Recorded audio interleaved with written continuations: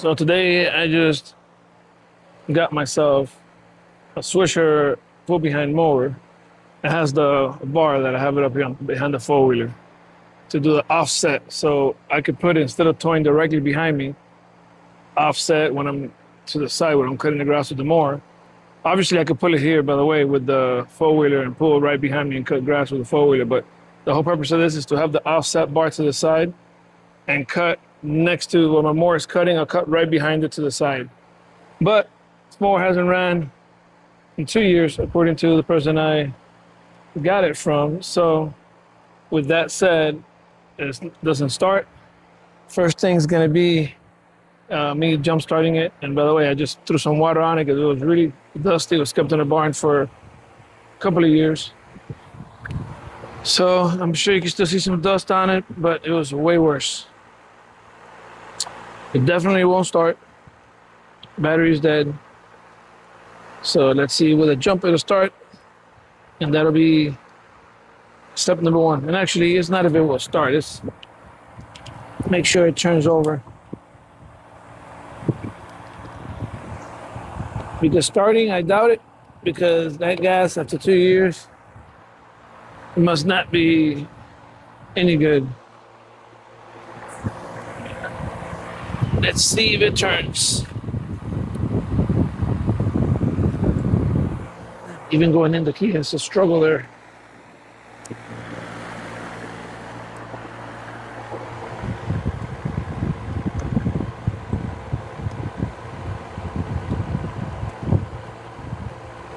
Nothing. Hold on, maybe the switch has to be on. Nothing there.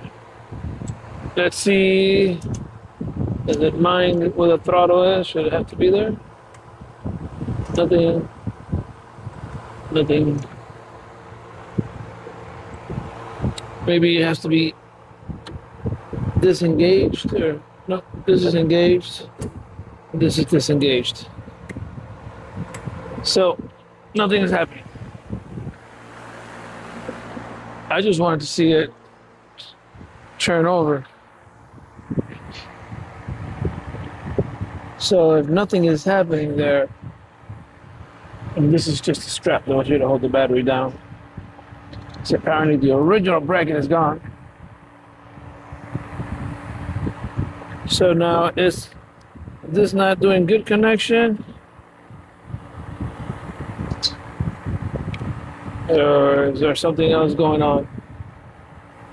We'll check to get a voltmeter and make sure we get that power is getting at least going out of the battery there. Perfect. 12 and change, you know, like 12.6 or something. Let's go one by one, troubleshoot. Because you never know. I mean, the booster could be bad. Even that could happen.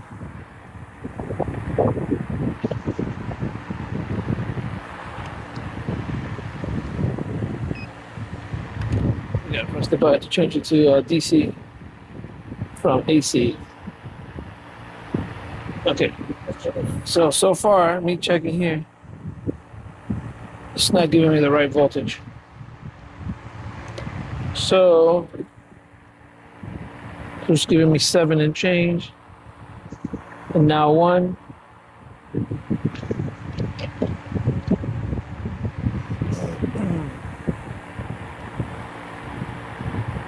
So something is wrong here. Maybe this thing went bad or something. Covering the thing.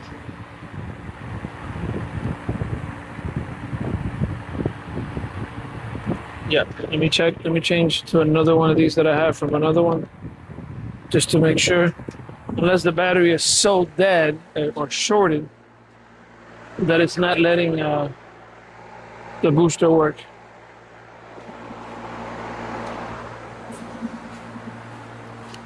But we'll see. You gotta start always from the battery inward. You never know what the problem could be. Okay.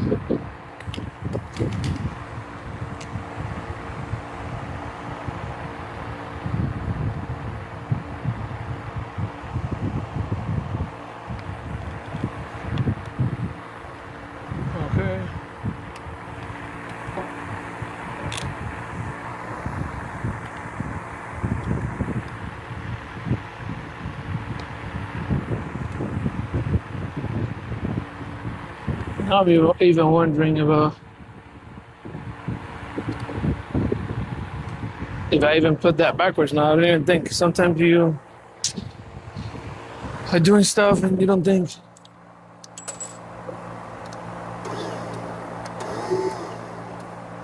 Okay, so there was a little noise there.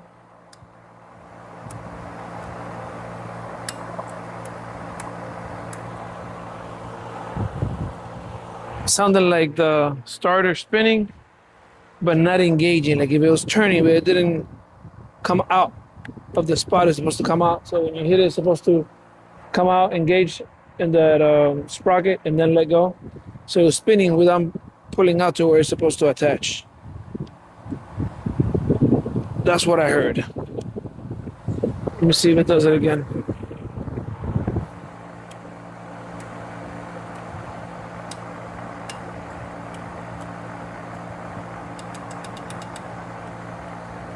And now nothing again. Let's come back over here. But it didn't spin the starter, but I believe the starter might be bad then. I mean, at least it's a possibility because it did not come out, but not engage. I was resetting that, that's why I unplugged it.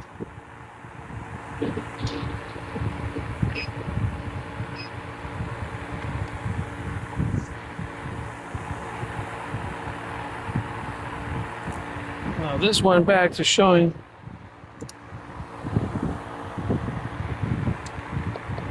very low voltage.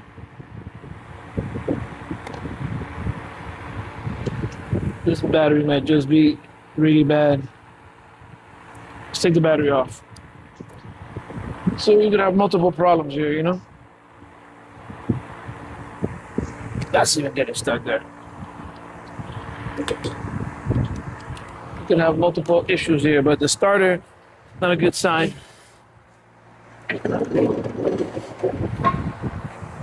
Maybe it's just stuck. Maybe I'll tap it and it releases.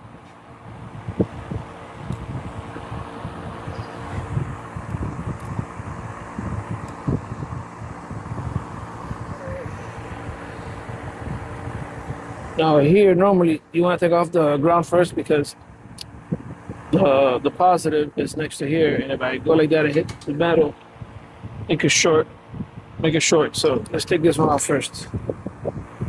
For some reason, it's two different measurements. Both of them should have been normally on these small connections.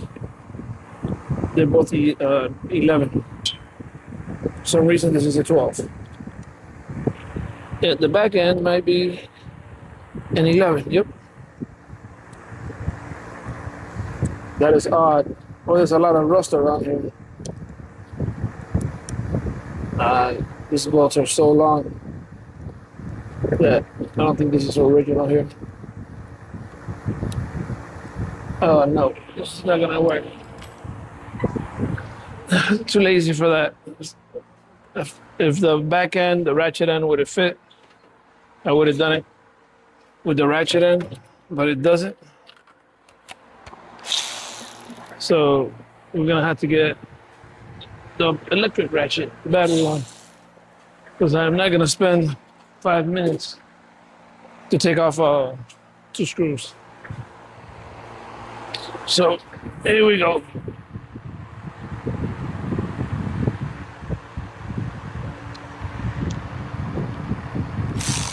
You know what? That's what it was. It is an 11, but when I first tried to put it on, it wouldn't go in all the rust around it. You see, it took me 1 minute, but I saved 4, so it works out. It's better to use power tools. Even though it takes a little bit of time out of your what you're doing.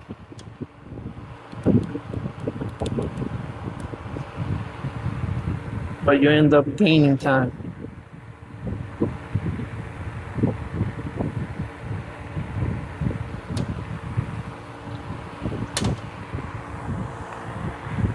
Now this, when I look at the car, because something else I wanted to see, this is gonna go into my charger. Let's see if we can give it some life.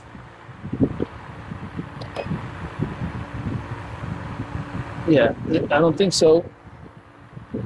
The head doesn't even have 1 volt.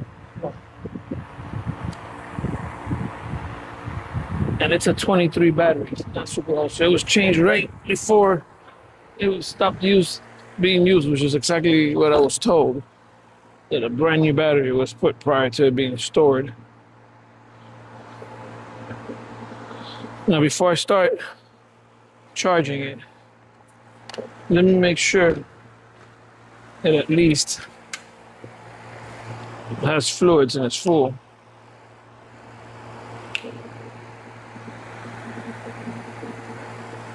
Yeah. It's good.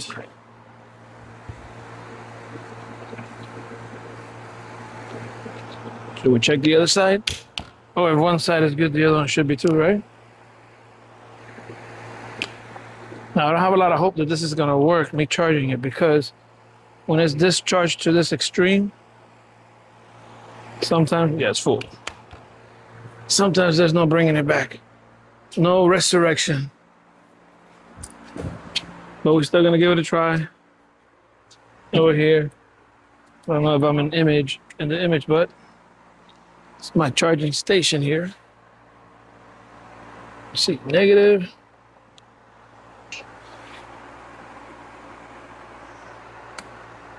Positive. Let's turn this puppy on.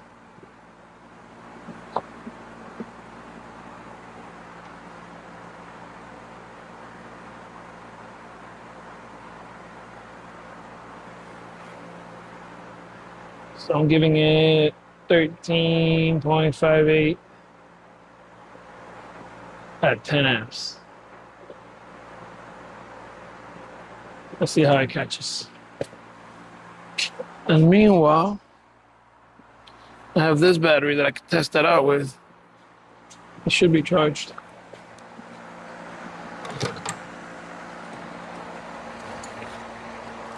For some reason, there's some of this calcification that going on this terminal that's not even being used.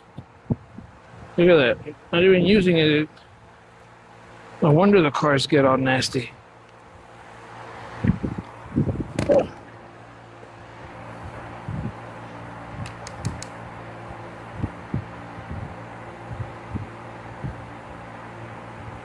What's that paint around there?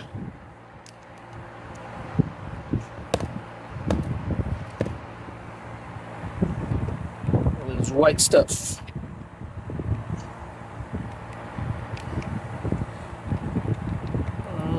Cleaning it up a little bit here.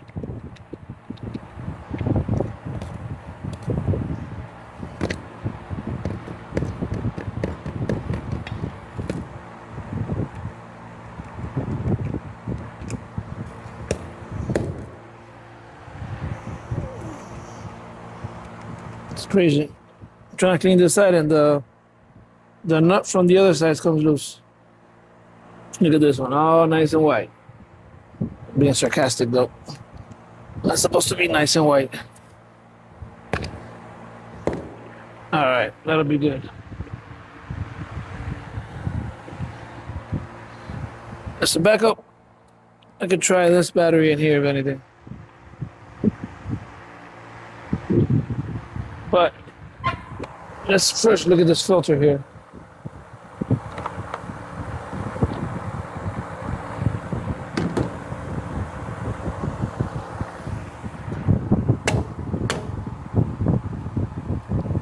Well, it needs a new filter, I'll tell you that. Let's take a picture. to order one. Let me do it from this angle so I can get the specs on the motor too. All right. We're gonna clean in there a little bit too. It's not looking good. Looking dirty.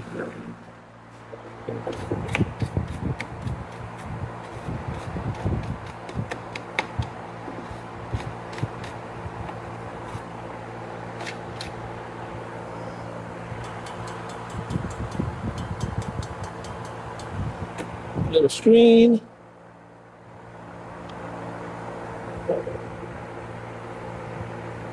Put it back.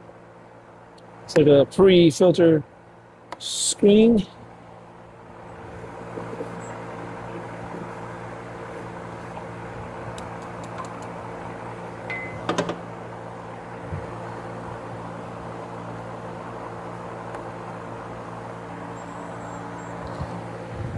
And a drink break.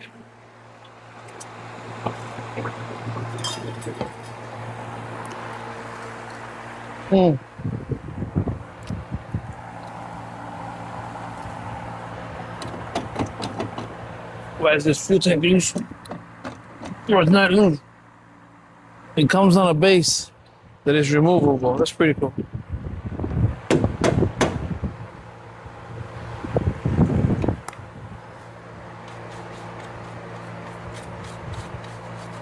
Clean this up here.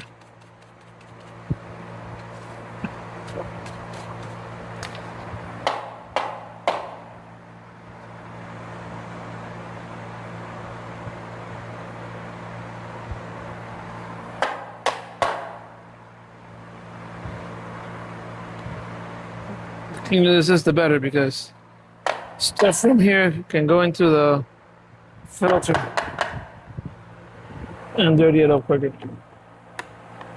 So for now, that'll work. Now the oil. And if you're wondering if I should have checked the oil first before trying to start it, I wasn't gonna let it run. I was just gonna see if it turns. So it wasn't a big deal.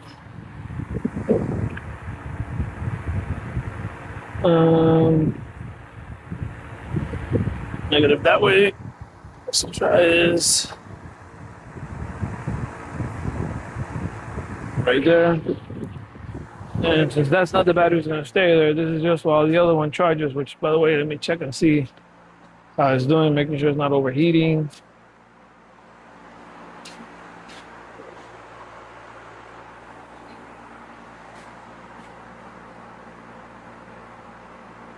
I don't think it's doing well. Looks like it's not taking a charge. Let me turn it off and back on.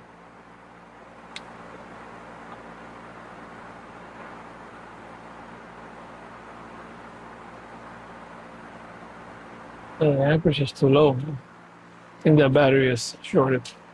But instead of putting that permanent there, let's just get some vice grips for the trial.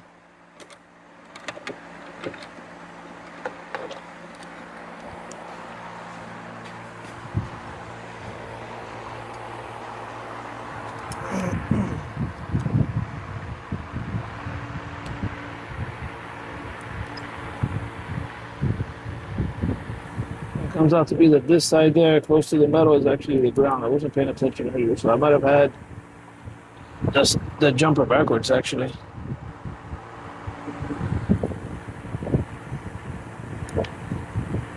Because I thought that the positive was on that side.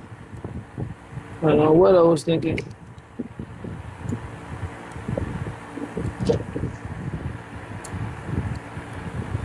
Damn, I opened this too much.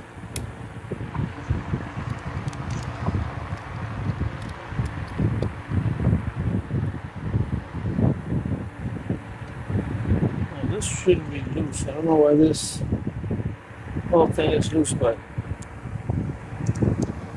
probably not a good idea. should be secured somewhere. The little solenoid.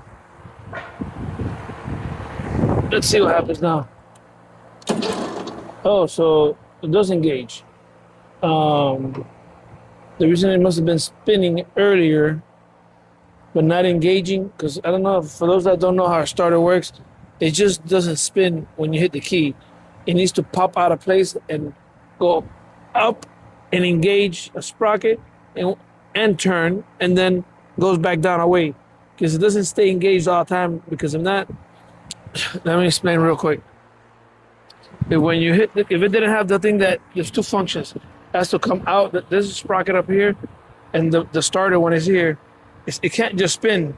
It has to go out, engage this one, and spin it, and then retract. So it's two things that it does: spin and also push out. The reason why it can't be always just there and just spin to start, because then when the motor is turning, the starter will be spinning the whole time with the motor, and the starter cannot be spinning, thousands of revolutions a minute for hours and thousands of miles, just spinning there. It'll burn out. So once it starts the motor, it retracts. Now earlier I heard it spin but not come out, which is why I said it might have a problem. But now that I think about it, might have been that the battery was so weak, even with that jumper, that it only had enough power to spin it but not to push it out. And it looks like the battery is short, because I went back to check out my charger. I have a charger that gives a lot of information, and it actually was drawing very little amperage. So I think the battery is bad, and it's not going to take a charge. With that said,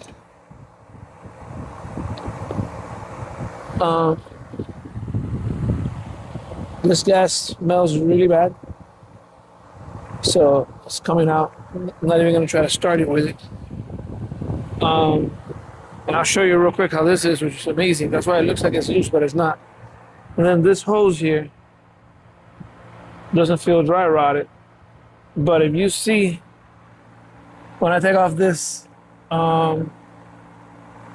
filter, you're gonna see how bad it looks. Let me just change the filter too. Let me grab one, and let me grab an old pan that I use here to catch little bits of fuel and stuff. But yeah, that needs to go out. Let me see here where my filters are at. There we go.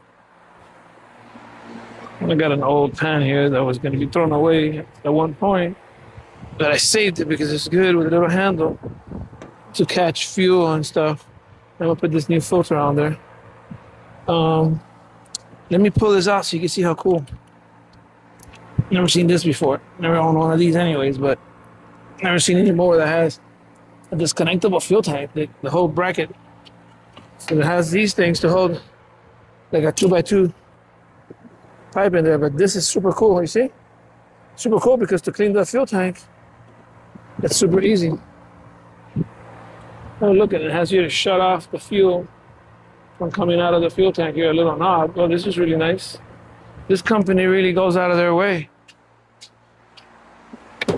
This Swisher company.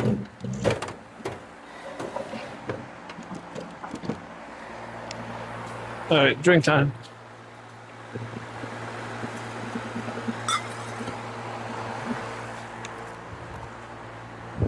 They make sure the camera is rolling.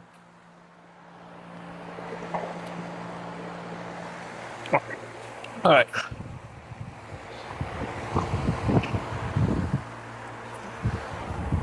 So I find that super cool. This deal here with the fuel tank coming out like that. But anyways, we're gonna remove here this clamp. Roll it back.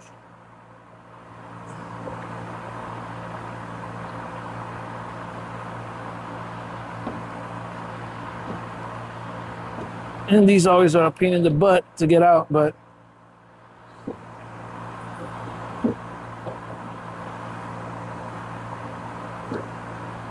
and it's coming out, but I don't want to go fast because then it'll throw fuel in my face. The one that was in the hose, yeah. This almost smells like, well, it smells like 2-year-old gas, but it's that other smell like naphtha or whatever it's called. So now we're gonna take off this side. Because we're gonna change this really bad filter here. It was so bad that fuel wasn't even passing through. Look, it was on this side. The other side of the hose was holding. It should have been dripping out. Look at the condition of this filter. It doesn't even look like gas. It looks almost like oil coming out of there. But I'm not wearing gloves, so let me go rinse my hands. I don't like having nasty smelling chemicals on me because it's not even gasoline smell. All right. Let me check on that battery again.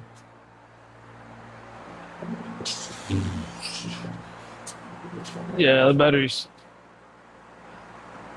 toast. It's been on there for 7 minutes. And I'll show you my little device in a bit. Actually, let me show you now. And that lets you charge a battery starting at whatever amperage you want, whatever voltage. So it's not like a regular charger. It's this one right here that I have it zip tied up there. You know, and I have regular chargers like that one, that one, that one. But those gives, you know, a specific preset amount. These, you can put whatever you want. And I have it right now set to, I don't know if you can tell, but right there, 13.58 volt at 10.100 amp. And then as it charges, it'll go down gradually like it's supposed to. But it should not have started at 0.0 like 20 that it did. And look, it's at 0.009. That's no amperage being drawn. Like if the battery was completely full, which we know it's not. And this lets you put any amperage battery up to like 30 some, I think it's up to 36 volts, which is really good because you can charge pretty much any battery. But anyways, and it tells you how long, oh, let me go back. It tells you how long it's been charging for. Right now is what, 8 minutes, 23 seconds. And there's a graph here that goes through the settings and I could see more things. Anyways, back to the deal here. Worst case scenario is gonna need a new battery. Okay, there we go.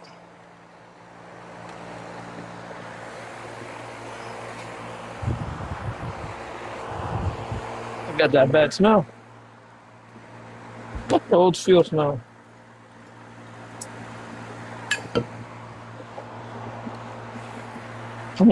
It's hot, even with this water cool going on.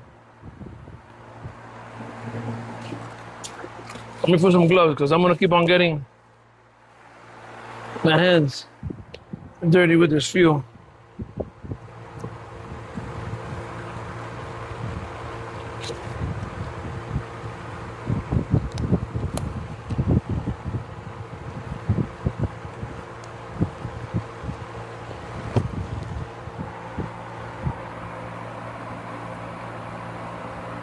Take some dust out of this hose here.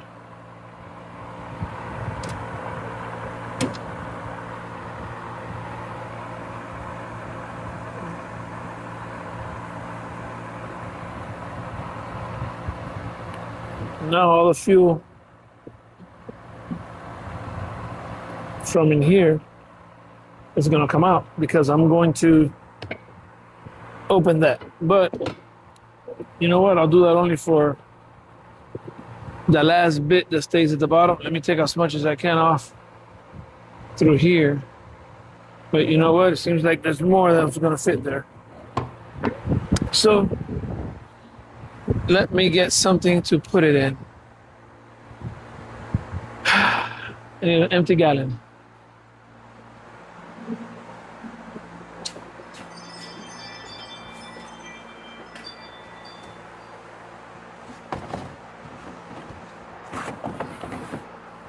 So you gotta save sometimes empty containers for this type of stuff. But you know what? I need a funnel.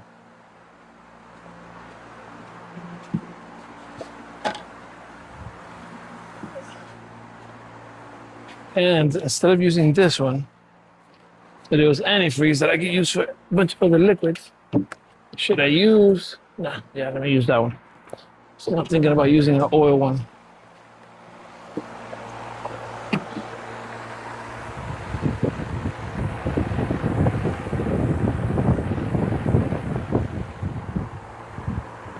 Trying to figure out where to put it that it's not gonna fall. Believe it or not, it's a big wing here because I got that portico going on.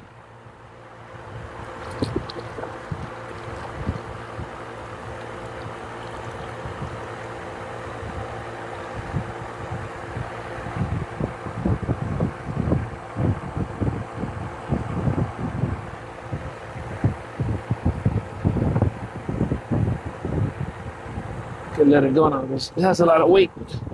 You got about a quarter of that gallon, almost a quarter.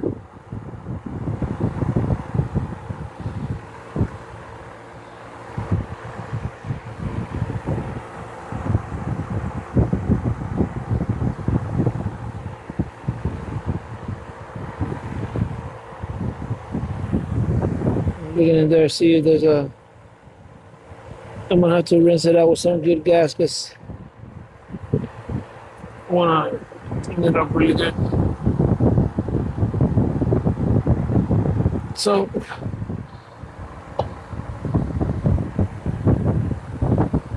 put this back in here for now.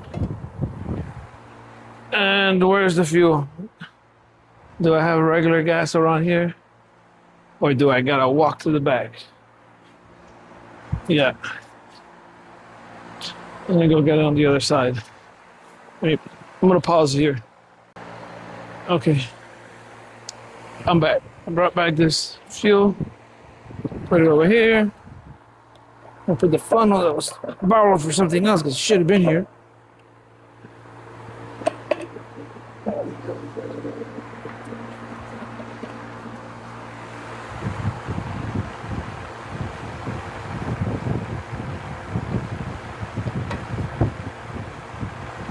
For a little bit at a time and see how this goes.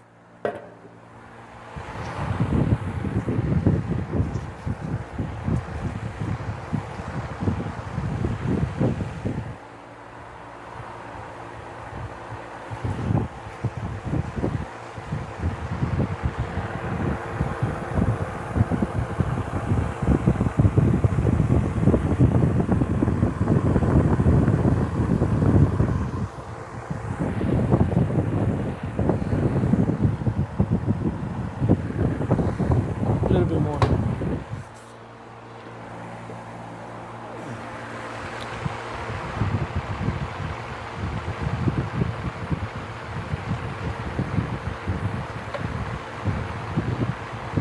I think that'll be good.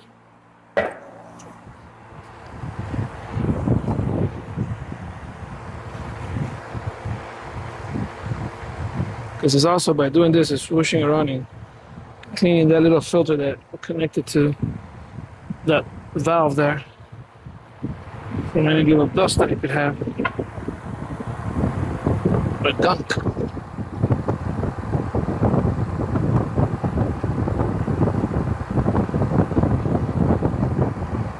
This is the most convenient fuel tank to clean. It's been a pleasure cleaning it. Again, because it just disconnects with this attachment. Wow. It'd be nice to know who invented it. Send them an email thanking him.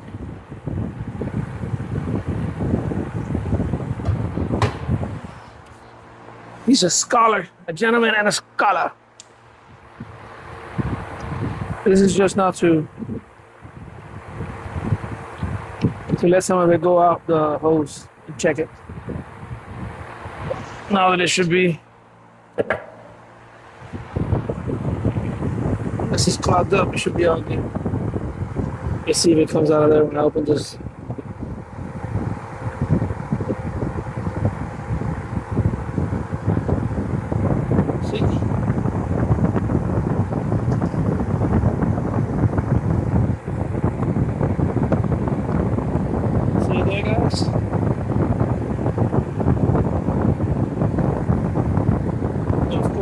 That's why I'm moving it around so you can actually go through there. Close it up. Now I'm ready to put the filter on. The new and improved filter. But wait, I mean, I put that over there. I gotta remember to write down this old gas in there. Dun, dun, dun, dun.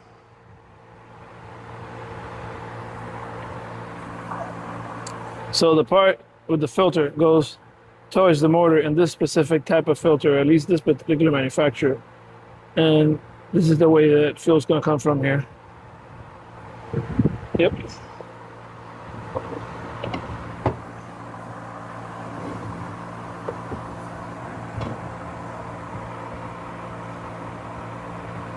Oh, that's not good. It's not the size. What the heck?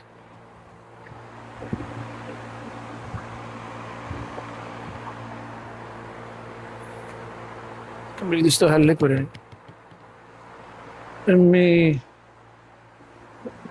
I think the bigger ones are gonna be too big. Maybe that hose is just opened up some. Let's check. Because I think the next size up is too big.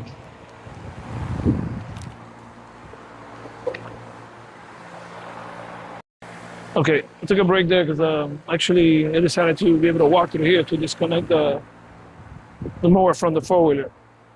And I did find in my bag of filters one that's gonna work here perfect. It's a little bit bigger, which is better, more filtration.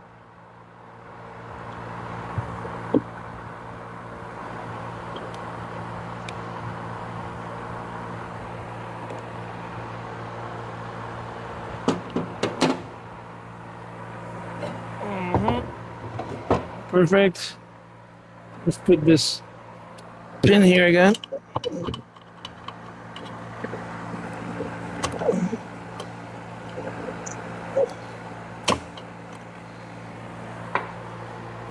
All right. And I can open this, and now I can see how it's going on. Let me not open it yet. Let me first drain. See if I can drain this carburetor. Does it have a little thing in the bottom? Nope, because it has the little switch in the bottom. The cable's coming out, so it doesn't have that little 10 millimeter to remove to empty it out. Now I wonder how bad it is. So if I can just start it. Let's just try to start it like that. If not, I'll take it apart.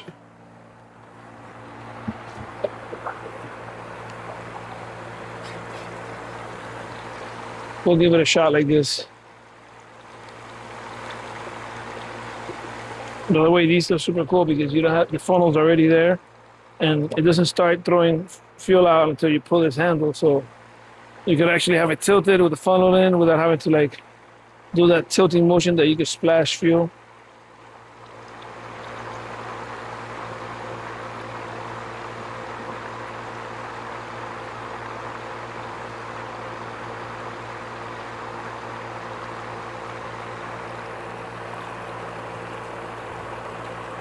As soon as you let go of this lever, it shuts off. Right there.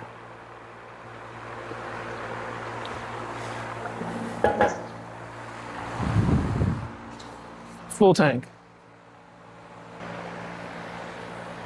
Okay. Got another drink break.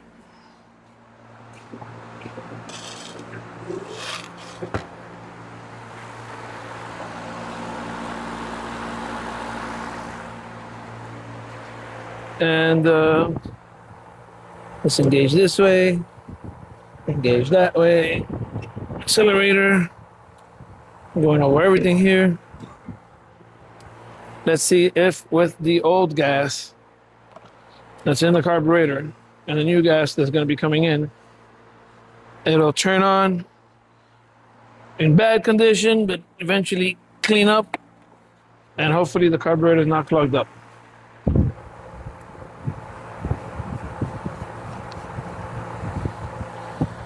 Now, let's open this valve here.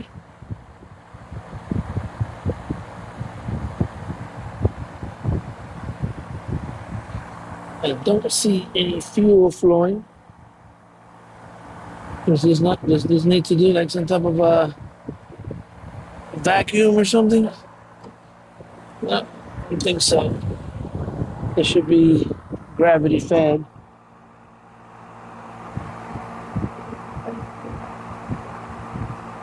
So the carburetor must be stuck, and that's why, you know, that little needle that lets the fuel in, because nothing, just air trapped in between is doing like a backwards vacuum that it's stopping. That has to be it, which is not good. So that means that the carburetor is going to have to come off.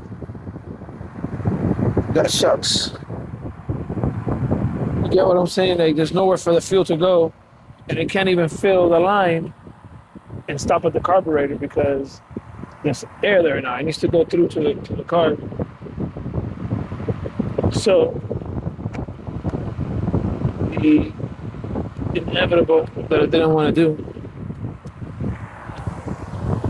which is remove said carburetor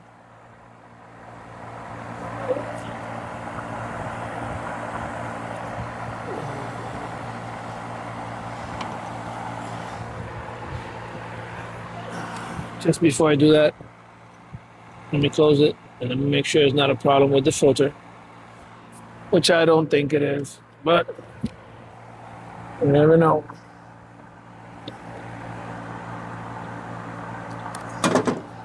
Let's take off the filter that I just put on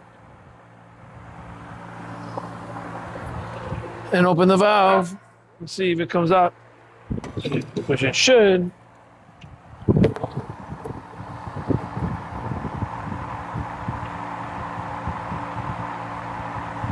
Yep, of course it does. So it's something to do with the carburetor. All right, I guess I don't have a choice.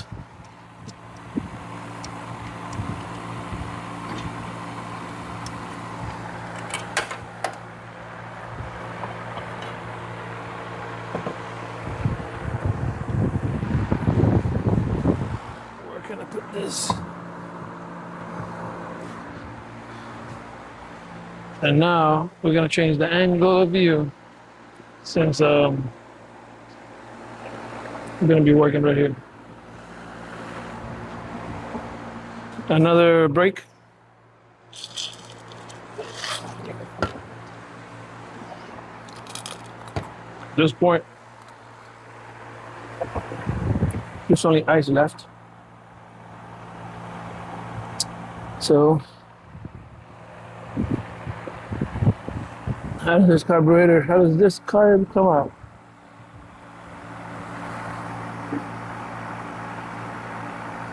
Is this on screw? Got it. Yep, that unscrews there. And this here, one bolt over here, one bolt in the back. And it'll come loose from there, but I still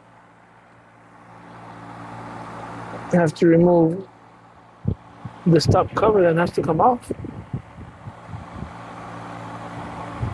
That's not cool. That's not cool that I gotta take off that cover there.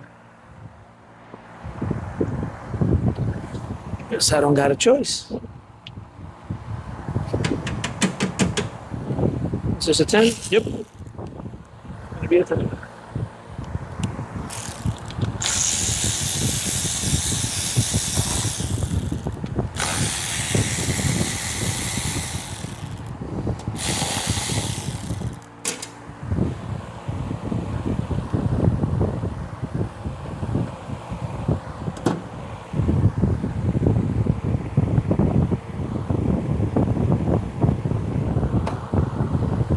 Can't believe that I have to take this off. I thought that by the bike was going off, it was going to be enough.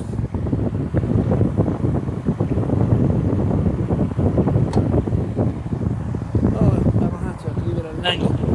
So now I gotta get the Torx right there, and this is like a Torx 50 or something.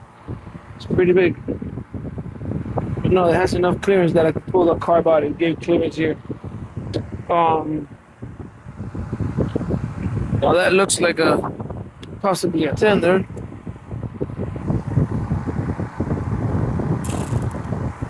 And of course not, it's an 11. It's just so much dirt I can't see good.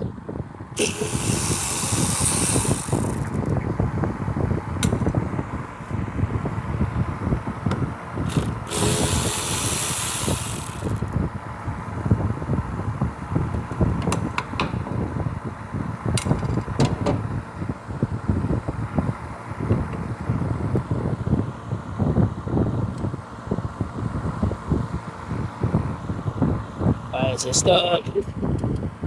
I got a couple of little levers here. Let me bring you here so you can see what's going on.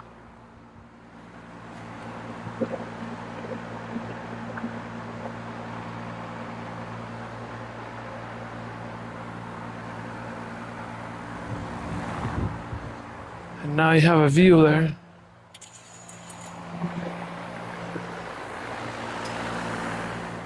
Actually, let me rotate it out of the way here.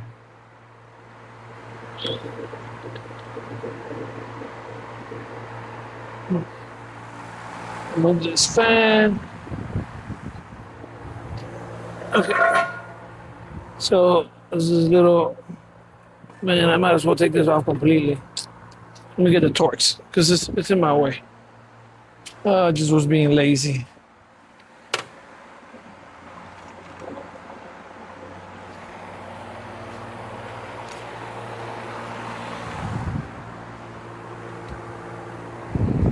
I guess it wasn't that big.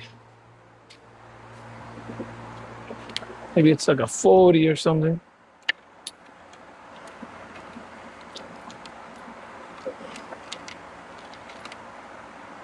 What size is this? I'm not too organized with these. Let's try a 30. Found a 30 here. I know that it looks pretty big. Yeah, bigger than a 30. I'm telling you, maybe a 40 or so. If not, I could just get some pliers and go around the perimeter and grab it. See what this is. Can't even tell the number on this one. Need more lights.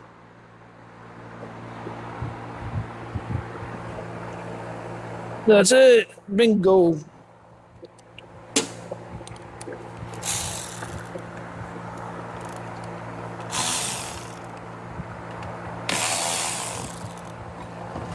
What the necessity was to put that there. What else goes attached here that's not on this machine? I don't know. But it must be something, because I can't see what reason you would have that bolt and not use the standard 10 or 11 that was being used there.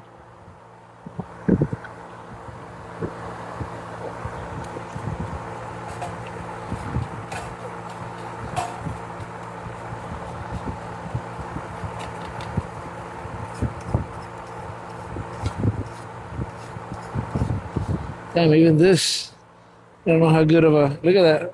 Maybe I gotta brush that off a little bit with the wire brush, just in case. Before I forget, let me do that. That's where we're gonna get the power, to make electricity from that spinning. So we need good contact there from this here.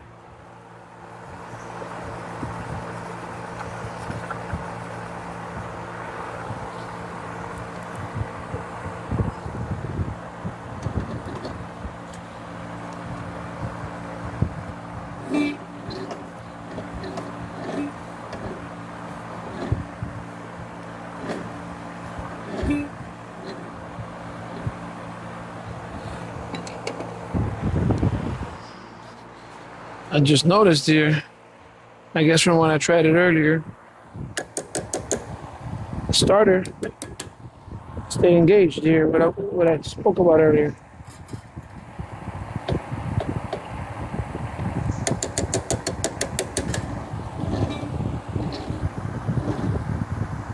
That's wild. I want to show you what I mean.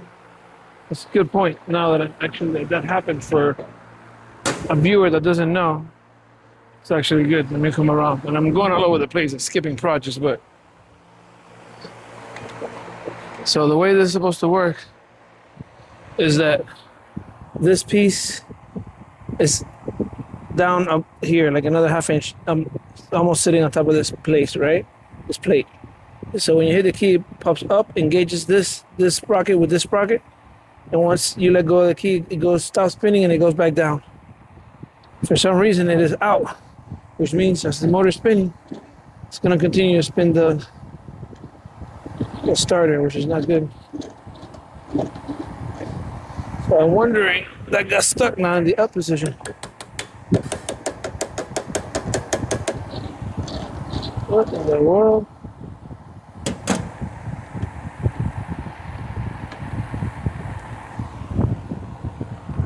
It's stuck. I can see the gap.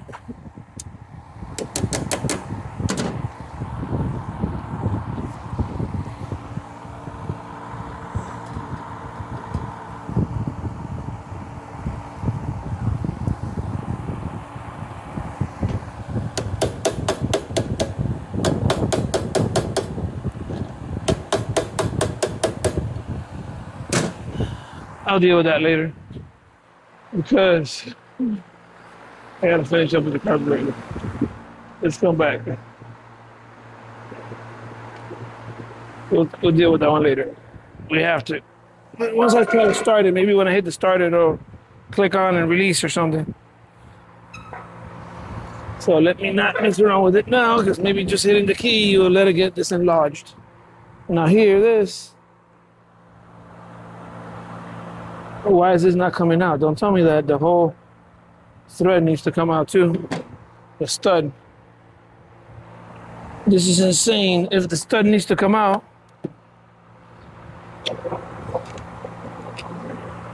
yeah, that's a little bit of play.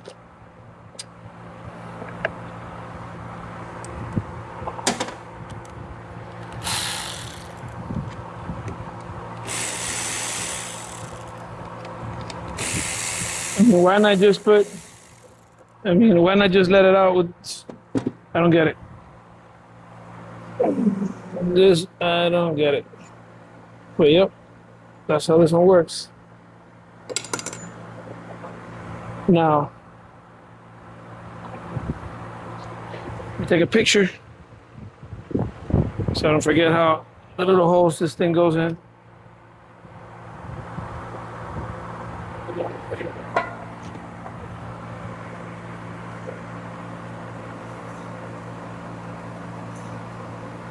Hold on, which one's gonna come out first? Maybe this one. Hold on.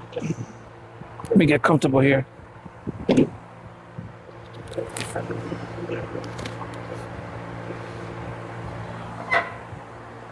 get another pair of gloves too while I'm at it. And some ice.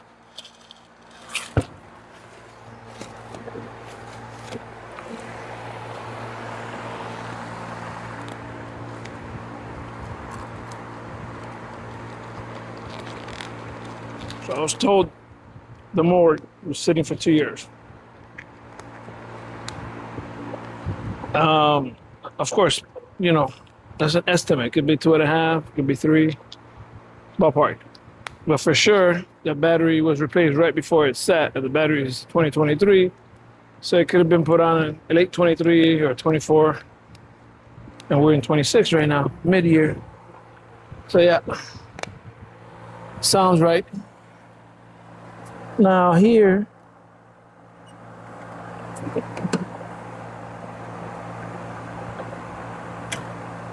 there we go.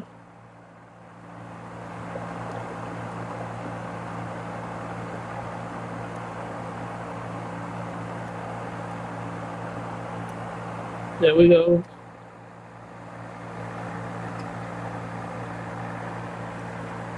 Now the last one. Now this thing in the bottom, I'm thinking it's just gonna unscrew. Is that what it is?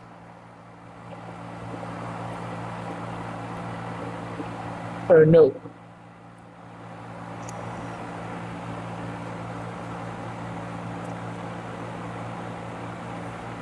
Maybe I gotta get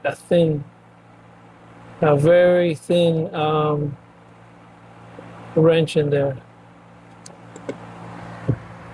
But let me unplug this.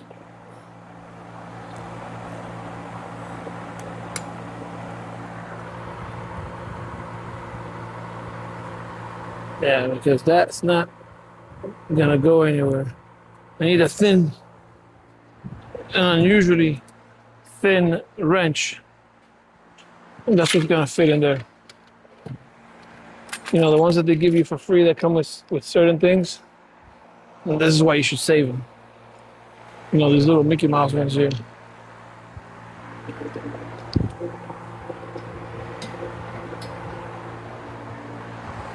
Let me zoom out a little bit.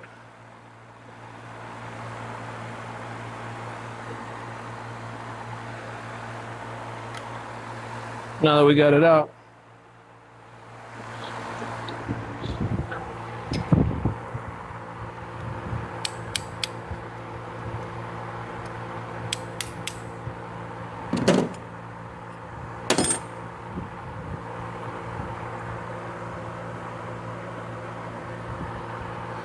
So this thing sends a signal to not let it start or something. That's why it has that. Whoa, this would have never worked. Look at this. I would have started it, even if it would have started on. Let me go out to the light so you can see this.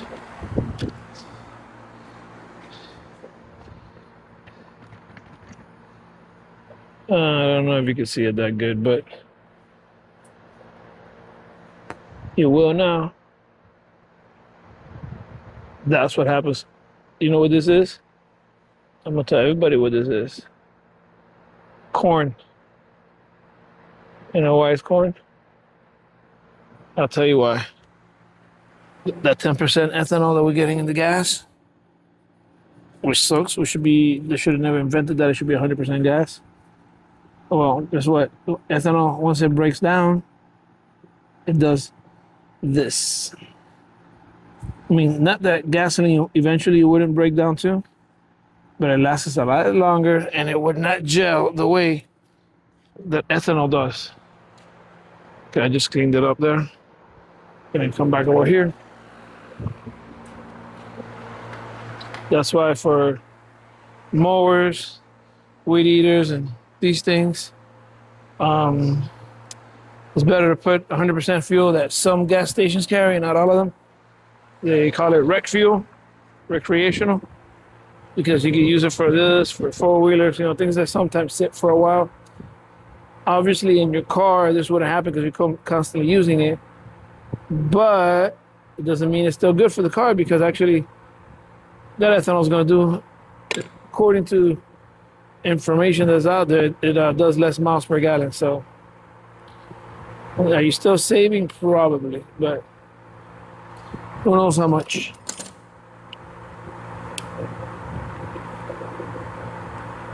This pin is coming out so that I can remove this, because what was clogged up was that little pin down there, that needle there, and it was not letting the fuel come through. See, I can feel it. Still clogged up. Can't even push air through it, which is insane. I got a little Phillip and see if I could clean this up now with a torch file.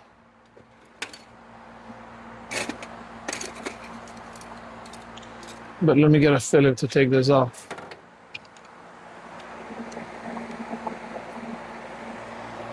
I'm back. First, I'm gonna make sure that the actual hose is It's also not clogged up.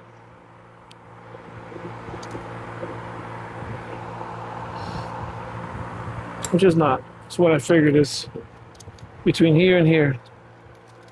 So these are files for torches, but you can use any other wire you have at home.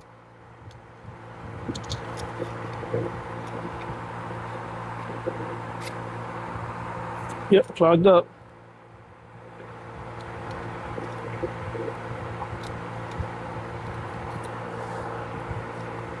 That tastes bad.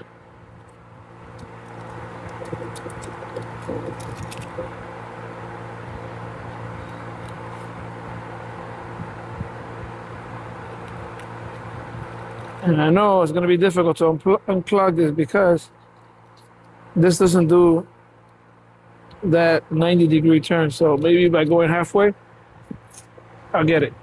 Oh yeah. I heard it. So before I couldn't even push, but I guess when I did this here, it cleared it enough.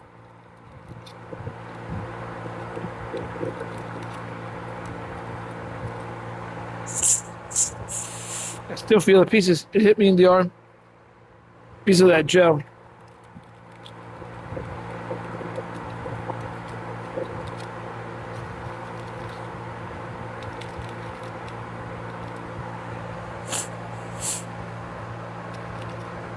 There's even pieces right here. Crazy.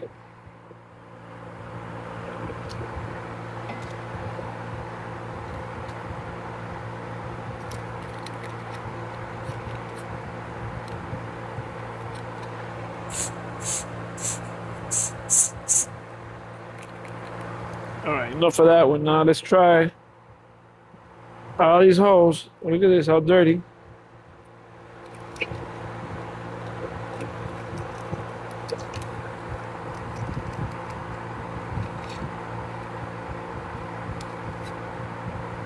All these holes have to be cleaned.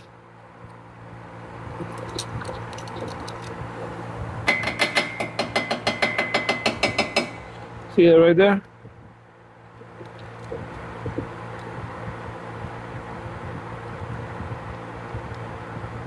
That one has nothing.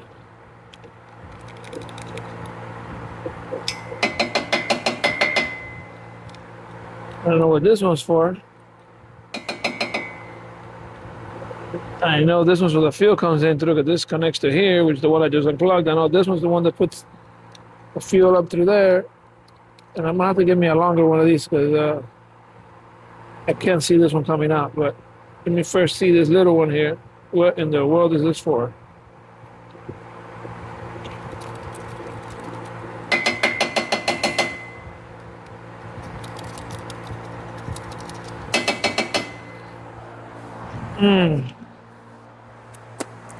Got that in my mouth. Let me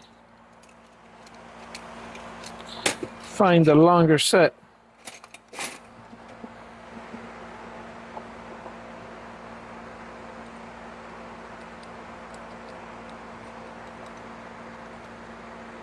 Okay, that went through. Let me find a skinny long one. All right, I was separated from the little thing there that holds them all.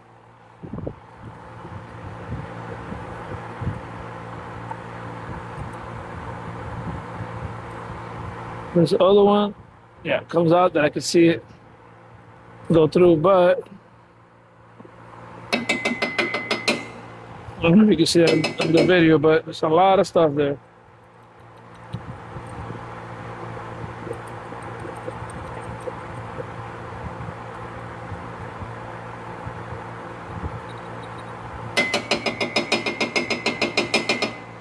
The gift that keeps on giving. Look at that.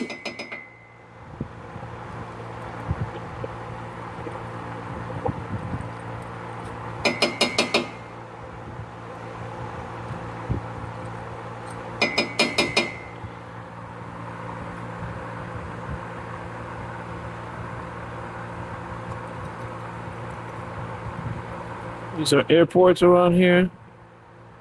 Not an airport for an airplane, but ports that are for air. Now this one piece here in the middle, I'm gonna take it off because sometimes they have little holes through the sides that have to be cleaned out. At least I'm gonna try to take it out because sometimes they get stuck. And you end up breaking them in there like the. Let me find a screwdriver that fits because yeah, the walls of the screwdriver a lot of the times hit the sides there, so you might have to shave down. Like what I've done in the past is shave down the sides of a flathead so it could fit in there. And that is made out of a material that sometimes can break. So see, like this one shaved down on the sides instead of being like, you know how they flare out, because if not it hits here and it won't work good. Now a lot of times these, if it's too hard, you strip the top of them because it's like copper or something. They're very, so you want a screwdriver that fits perfectly snug, and this one's not it. Even though this one's been cut for that, it's for another, apparently for another carburetor because it's not hooking up really good there. No, I don't want to break.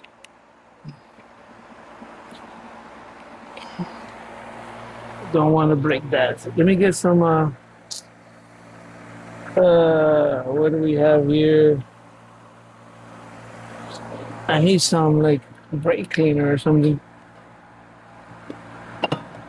Let's see if I find some brake cleaner or something to finish cleaning off that part there. Now I'm gonna use starter fluid. I guess that'll work. Let me see what else. And also some type of penetrant oil or something here. See if the screw will come out before I don't want to break it. If not, I'll have to try it just like that.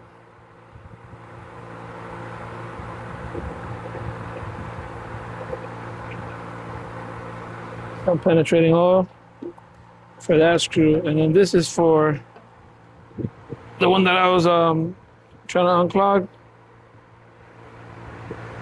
Actually, let me see if it'll just come out through there like this.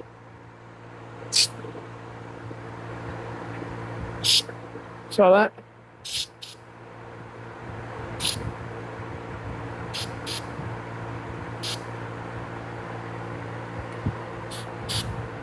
Awesome. Now let's see if this one wants to come out by any chance. Because I would like to be able to, since I'm already here, clean that. Oh, and it has another little one here on the side. Let's see how this one is. But the one in there is really long and full of little holes on the sides, most likely.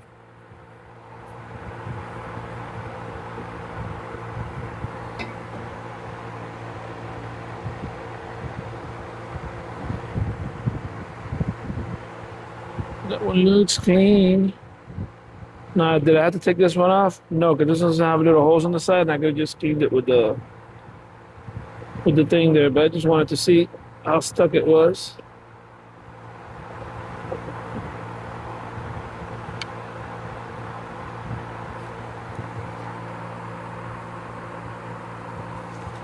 Let's go again for the bottom one.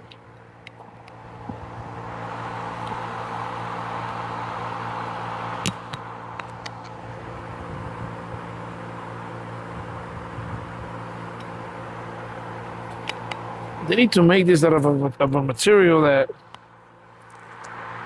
doesn't strip.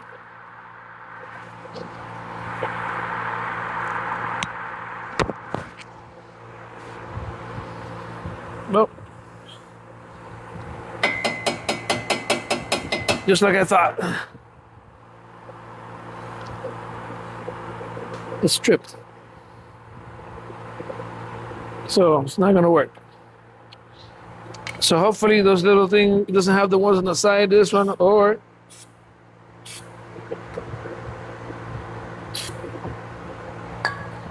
they'll unclog themselves.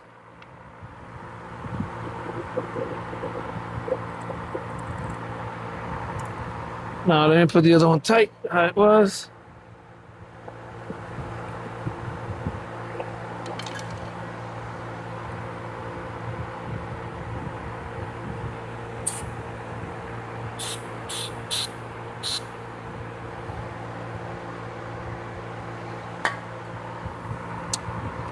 clean this around here so that the seal.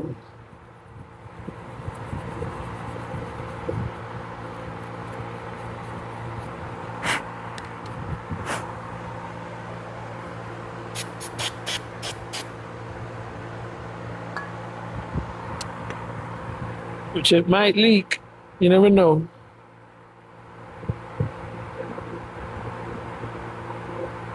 I wonder if I have a new one of these. I know I have some, but I don't know if this size. Let's go over there and look. Before I take this off and mess it up more than what it is.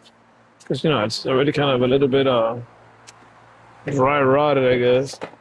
Let me put one that I know I have here on top and see if it's the same size. See if it works.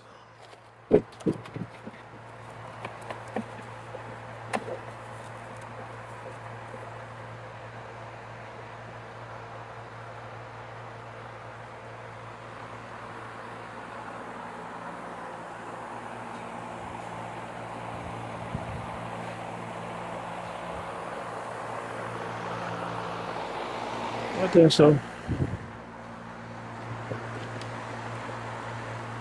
I think it's the same size. So I'm gonna take this one off. See how it's a little bit discombobulated. And just clean this up now here.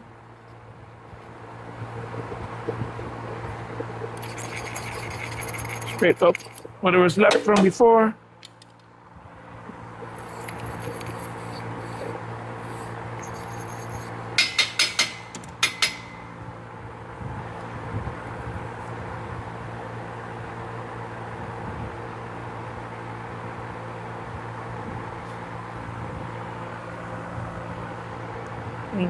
It looks like it.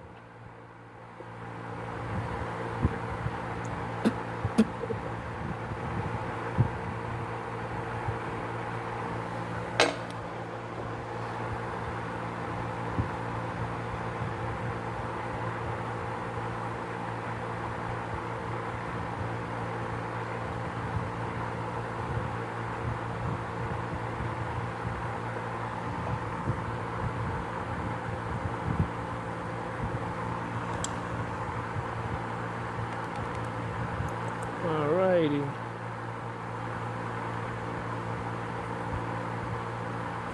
Okay, yeah, that'll work good. Everything is good. Just put this float back on. Now let me make sure this tip is clean because I could visually see some there. And if not, it won't close right, and the carburetor then will have constant gas coming in, and fuel will be coming out of the air filter and everything. All right. So that little thing goes in there. And now my pin. Now I've done this before a lot of times. That's why I don't know what I'm doing here, but I just never done this particular carburetor. Because some things are the same, like this part here with the pin, but some things are not the same. Like the way the jets are and all that. And the sizes of things.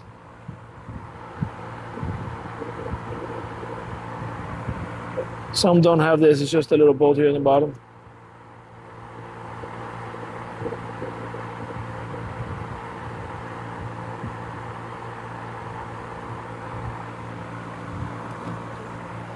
Whatever happened to the Mickey Mouse wrench here?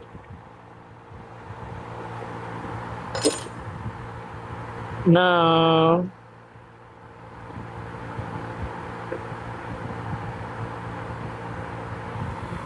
Let's see if I remember.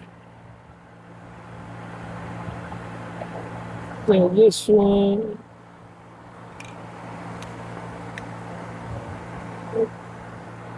Had to be the first one. This one here, right? Right here, but I think it went on this one. I didn't even pay attention. I took the picture and I didn't even pay attention because I rely on the picture, but I think it's there. The other one I could definitely know where it goes for sure. Couldn't you?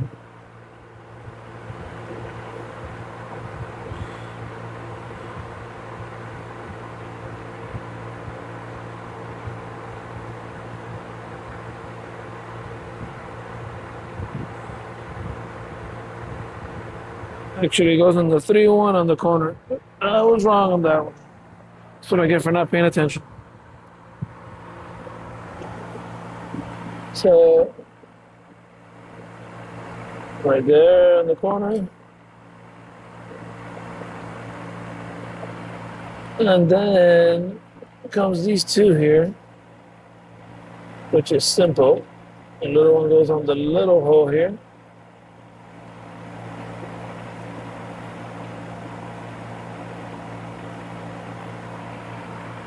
And let me put it from the up to the bottom.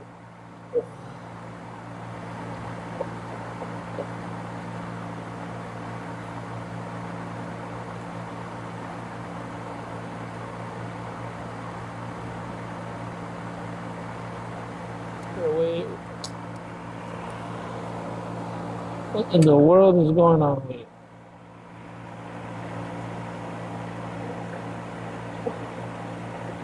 Why was it from top to bottom and yet it's angled like if it doesn't want to do that? Why?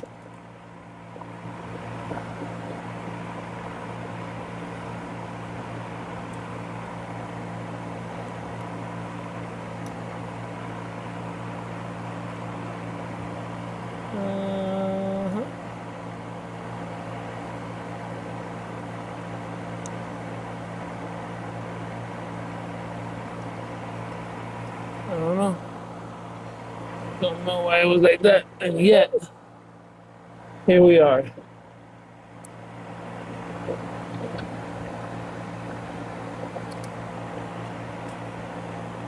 It's just really uncomfortable on this type of mower. I can tell you right now, the back came off. To work because you're stretching yourself across.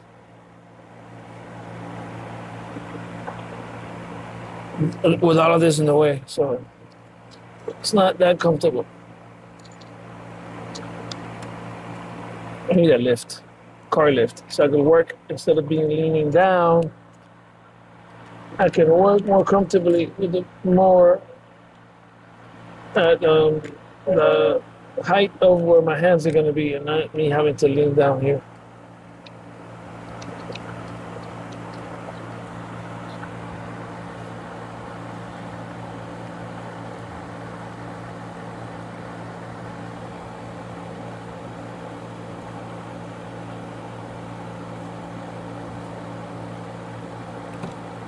Let me see something.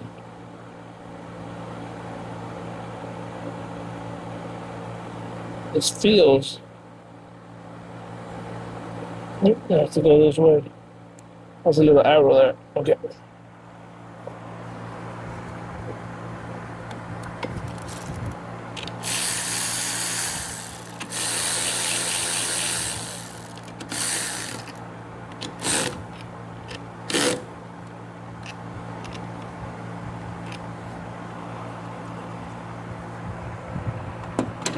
All right. So far, so good.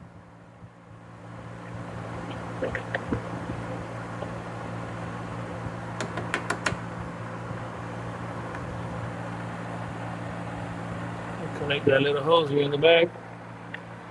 Even though this hose feels cracked or what? Is it like that? That's a little ridge there.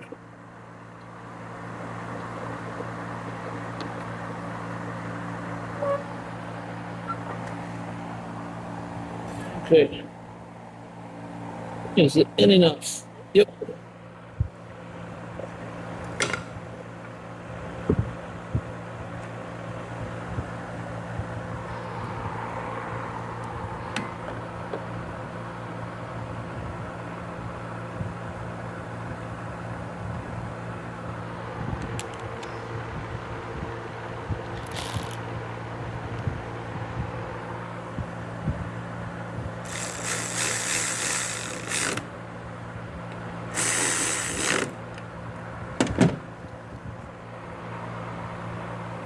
All right.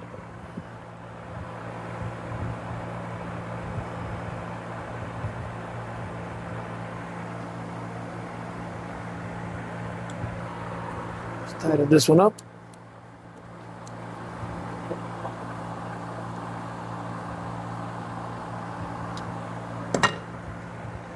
And I hope I have a spark there, because if not, I'm gonna have to actually do that before I put this on,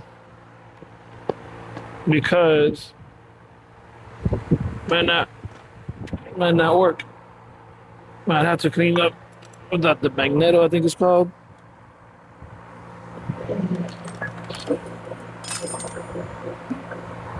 It looks really rusty.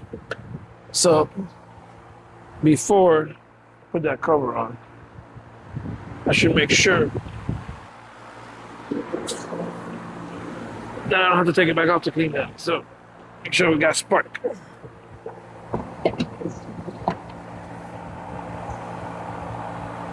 Now let's see if fuel goes through.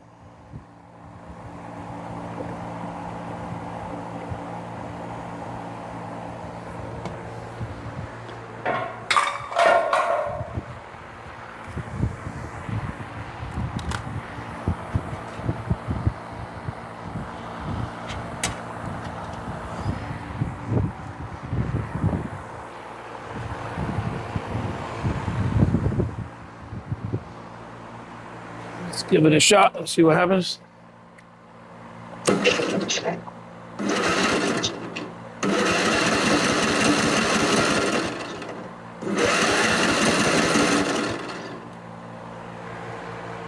What I notice is that I'm doing the whole cycle here, and that starter is not disengaging and coming down. It's not good, because once it starts, it doesn't go back down.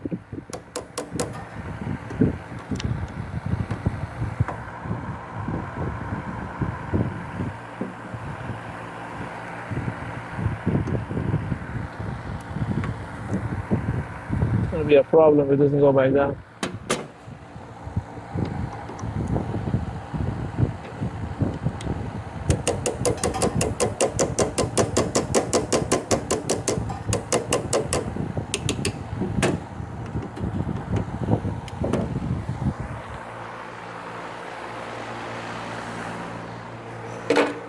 So I'm gonna be ready to shut it off quick if it won't go down, because I'm gonna put some of this, see if it starts.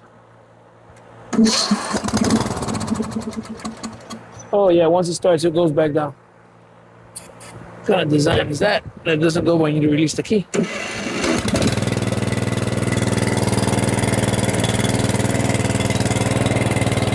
we do have spark.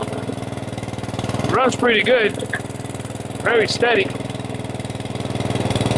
For the carburetor being clean just like that.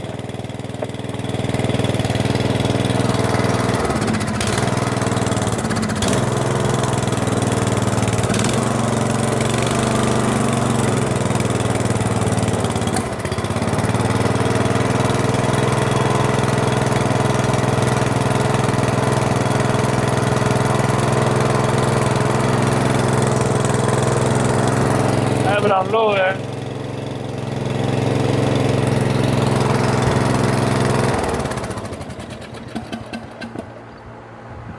So that's pretty good. The fact that this is working, because I thought it'd be dirty as hell.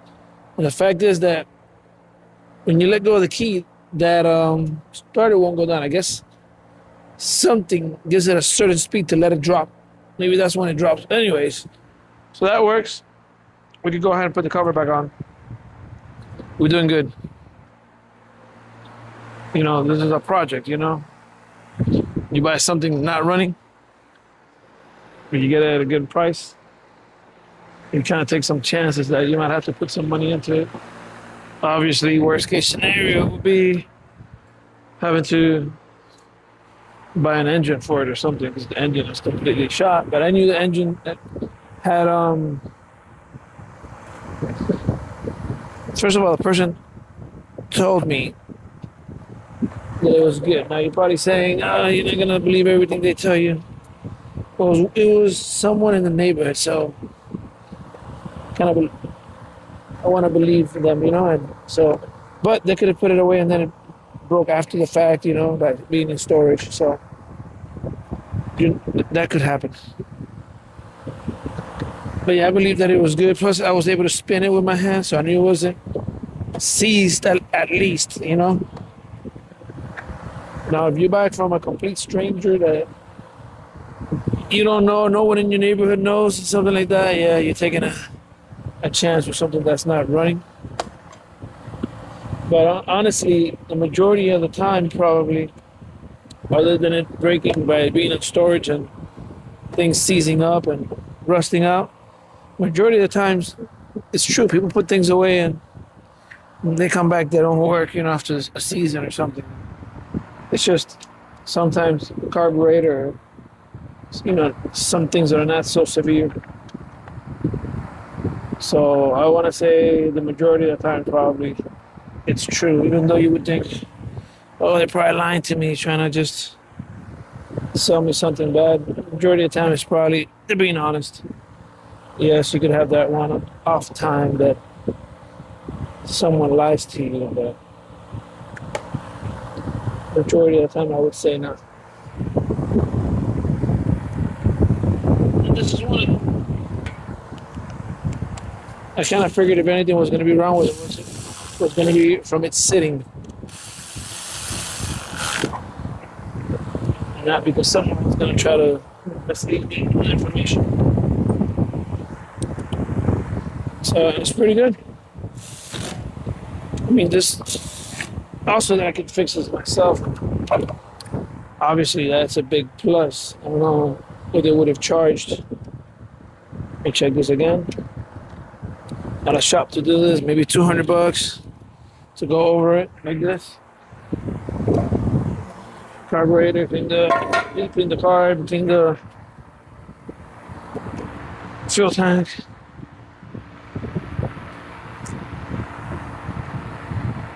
Now I'm gonna leave this battery here. Is that other battery? I don't see it working, but I'm gonna put this on permanent. But let me check it anyways before I give up on it. Let me go check and see how that charge is doing.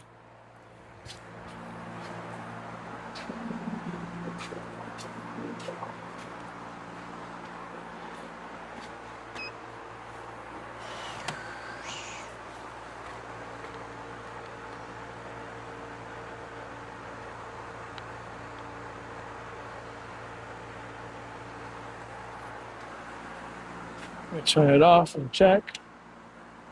I was saying it's pumping 13 and change, so let's see if it got anything. Now, it says 12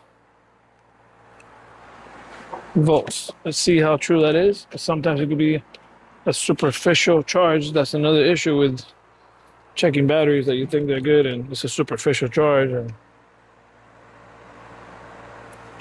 And even though it shows charged, if you put not just a meter, but what's the name of it?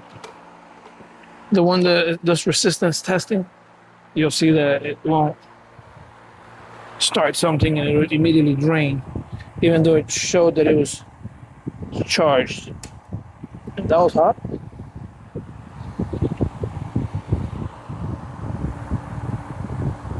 I think I should open a couple of holes on the deck there because it's where water accumulates and rusts.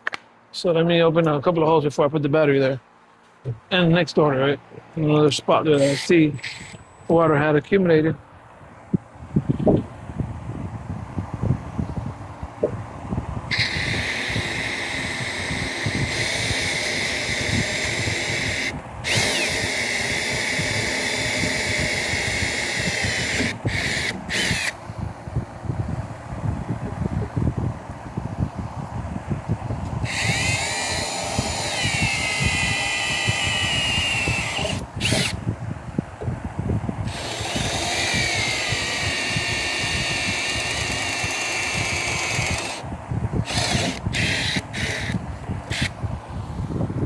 One around here.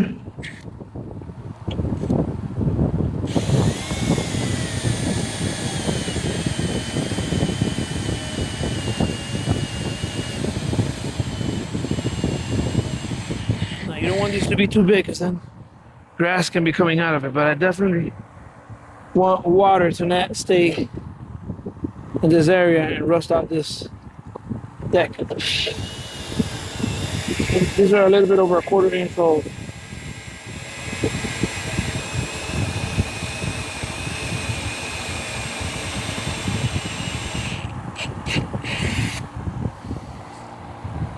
One right here would be good.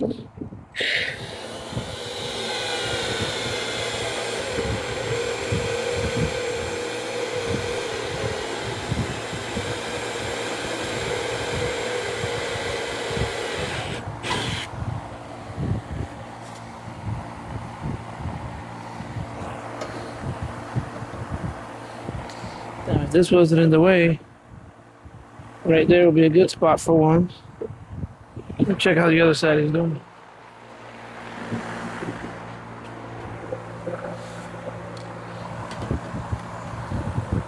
For some reason, that other side's better. But that'll work for now. Let me dry that up real quick.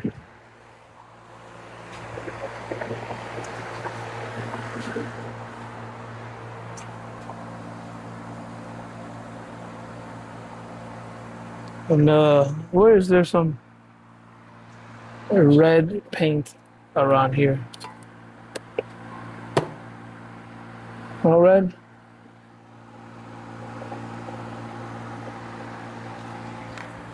I guess this brown will do. Just so I don't get further rust where those screws are at.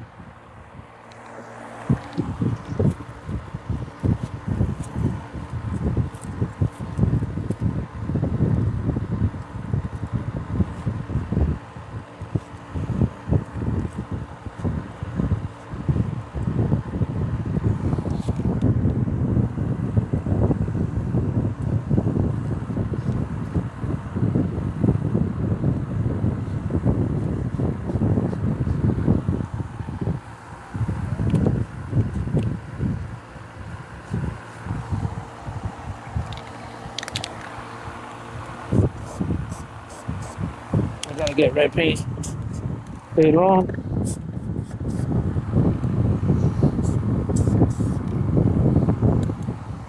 And paint this. Paint that deck. Prevent it from getting any other rust. That one was just for the little spot where I just drilled.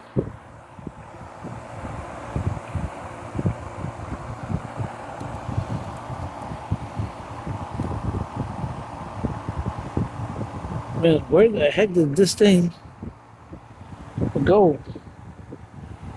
It definitely couldn't be hanging like that. Let me get some stainless steel bolts. That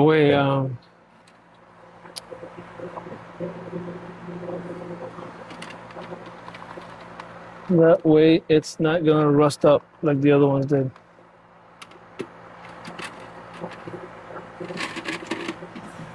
But I don't have the length that I want. It's either too short or a little long one.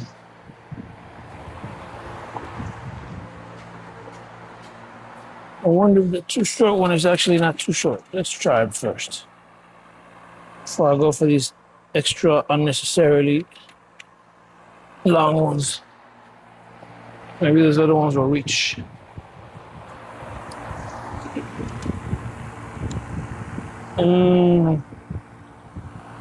It's gonna grab so little.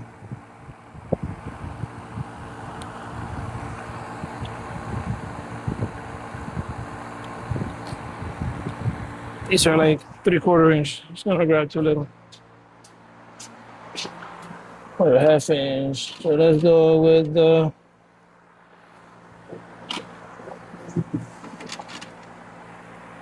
these 1-inch ones, I guess. Don't like it. Too long for no reason.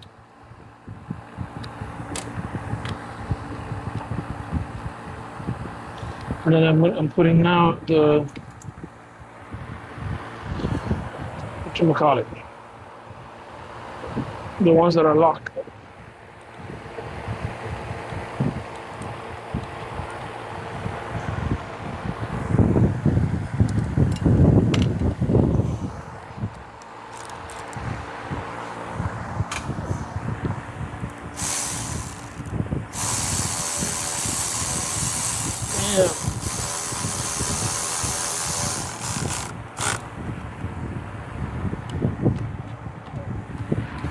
again, we're just seeing if this is gonna work, and I don't know if this battery's any good. I gotta see it. If it has, if it really held the charger or not.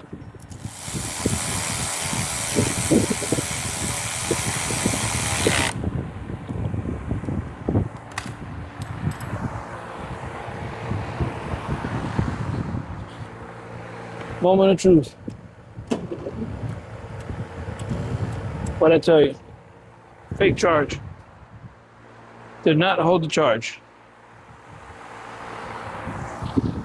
Even though it showed fully charged and everything.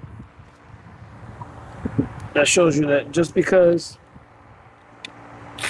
you can check with the voltmeter, unless you check it, which I'm gonna do it now to show you what happens. Wish I could have done it before putting it on, but I was being hopeful. But you'll see what I mean. The other device that shows you not just the voltage that it has, but if it's actually holding a charge, and it's not like a superficial thing. No, there's fancier ones that are more advanced than the one I have. I have like the more old school mechanical one, but there's digital ones that do this now that are pricey though.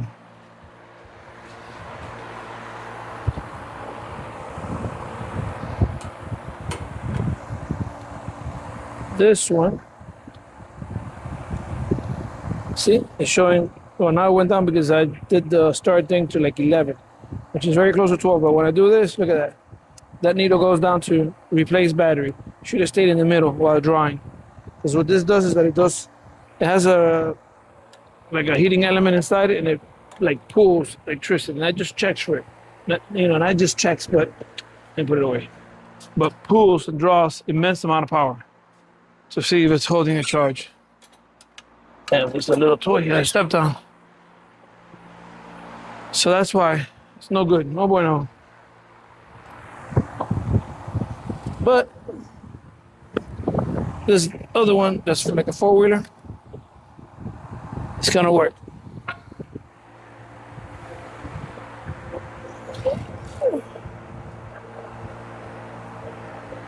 Now the thing is that these use these little nuts here. And I don't have the bolt for it. On it, at least. I have to go look for some back there in my box that I have a drawer of assorted. Let me move over there. Oh.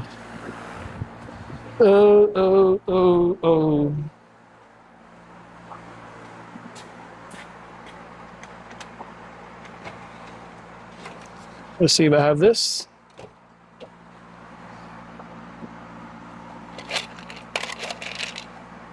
If not, I'll change the nut also. That's it.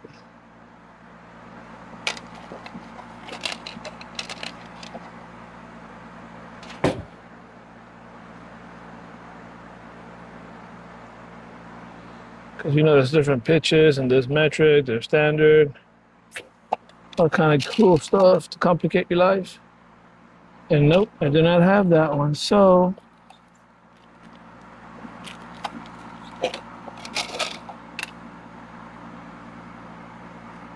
that means that we need to get another bolt with the appropriate nuts, and that I have here because this set has matching bolts and nuts. So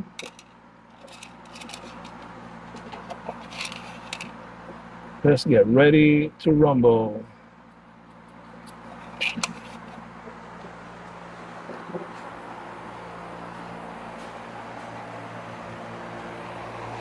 And when I walk back there and I get away from this fan starts to get hot. This portico is the best invention. It's almost like AC. As long as you're in front of it.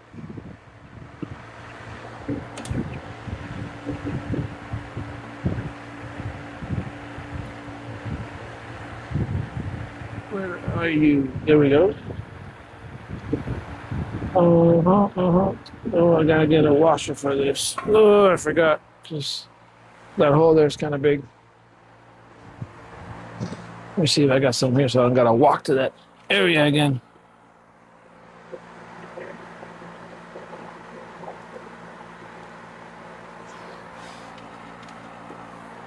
Yep, these will do. I'm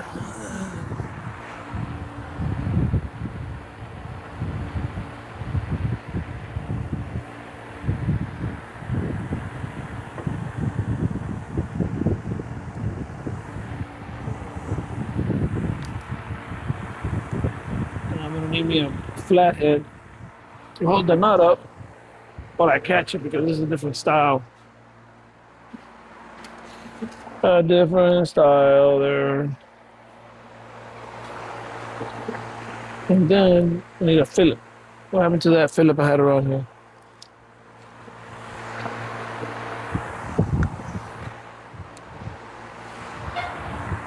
Because the nut here goes underneath, falls inside that cavity. I don't like these.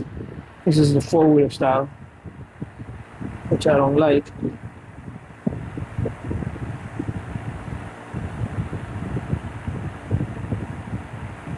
I think I'm going to take off my gloves for this in a second.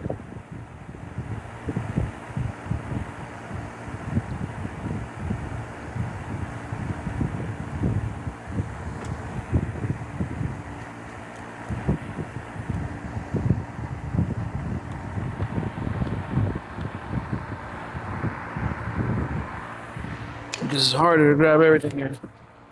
And I only really had them on, nothing to get them dirty that much here, but because of the fuel. So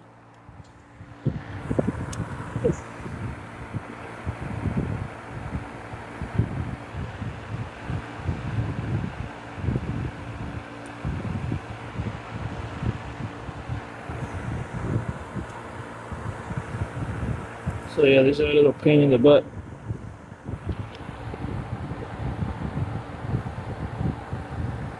To put on.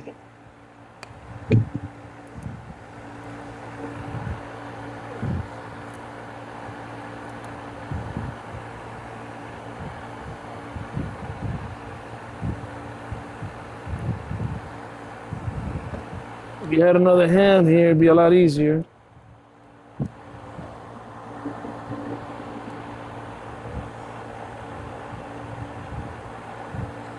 Because the other problem is that wire here that's under tension because it wants to, you know how that wire is not straight actually, the tip is crooked at like almost like a 90 degree.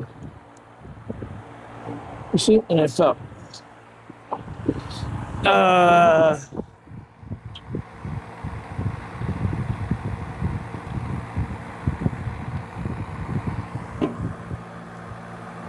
It fell and it went sideways. Oh, nice.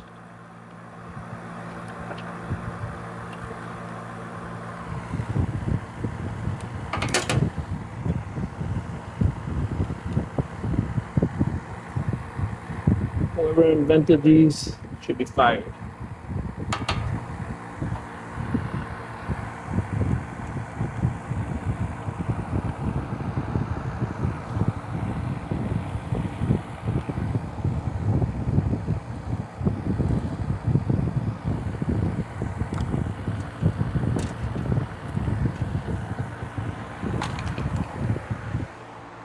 Let me put these that I didn't use away. So now it's just a matter of attaching this battery the way it was, because whatever original method this had, it's not here. Whatever bracket it used to have. Now this battery is smaller, so I'm gonna have to come around here and hook it up to another spot. So now this is too long for it, but you see, that'll work. Yeah. Now this thing hanging. Still don't understand where this was supposed to go. But this is something that has 12 volt there that shouldn't be accidentally touch anything else, you know? And create a, what you call it? Some type of short. So maybe I just zip tie it up here for now. Till I figure out where this is supposed to go. I'll zip tie it there. I gotta figure out where that goes. There has to be a legitimate spot for it.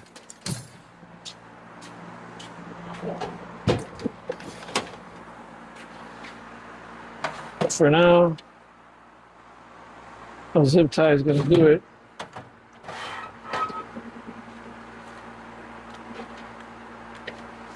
Let's leave that there.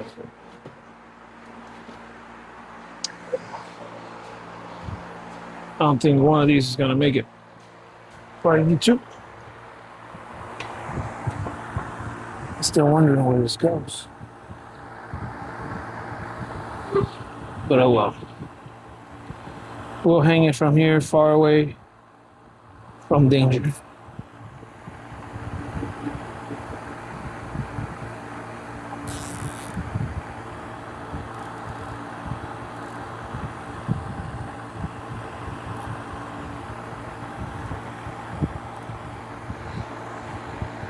Ready to go.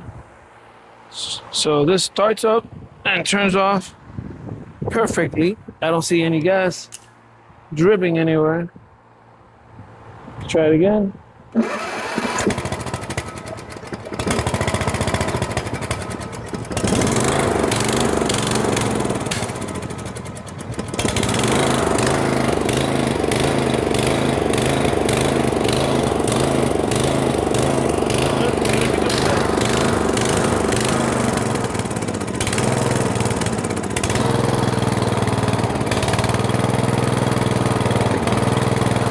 Hopefully it cleans itself out, whatever.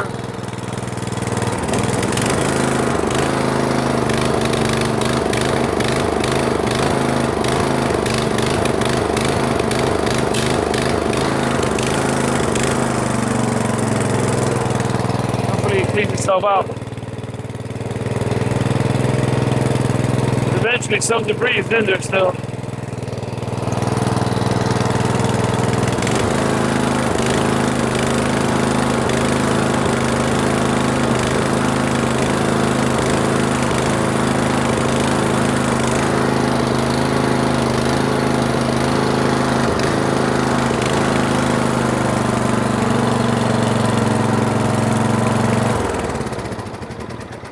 Doing good.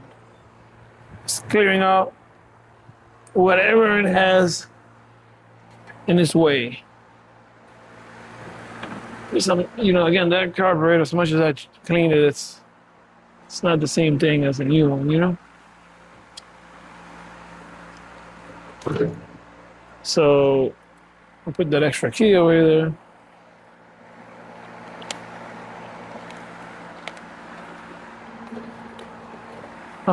Now what I gotta wonder is how the undercarriage is. So before I hit the lever to make it rotate, let me lift it up. So that's why I was working in the excavator earlier, changing a hose, a hydraulic hose there. And I left it in here because I knew I was bringing this machine that I was buying today in here to go over it, and I wanted to look underneath, so that's why it's here. So instead of lifting it up with a jack, I'm just going to completely suspend it in the air, and it'll make it easier for me to look under. Let me put some tools away so I don't have such a big mess.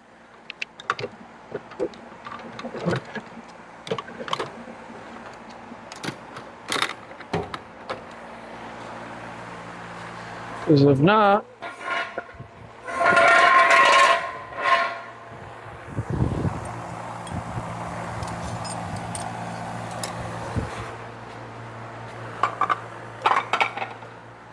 If not, there's too many things out here at once.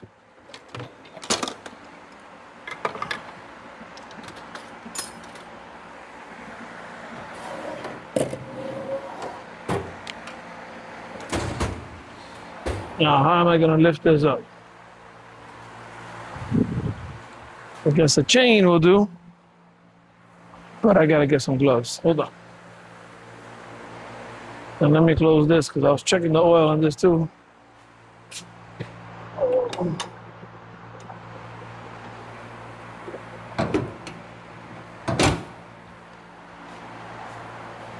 Get the gloves because I don't like handling chains unless I have to without gloves.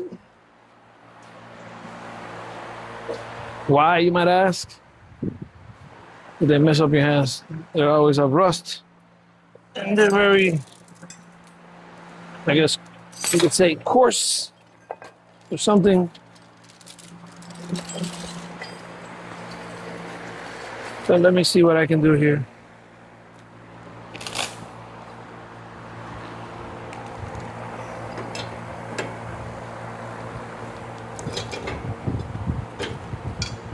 Maybe like that.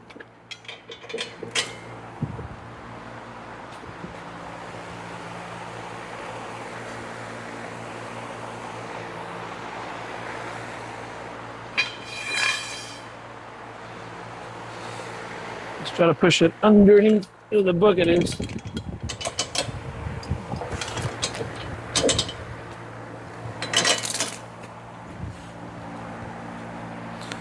Damn, another thing I wanted to look at was all these rollers, making sure they're all turned.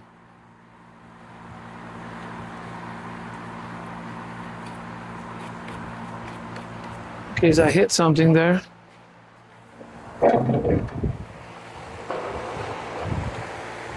Yeah, this one was the only one that happened to be a little bit hard. It was the one that I actually checked originally. And I thought all of them were going to be hard.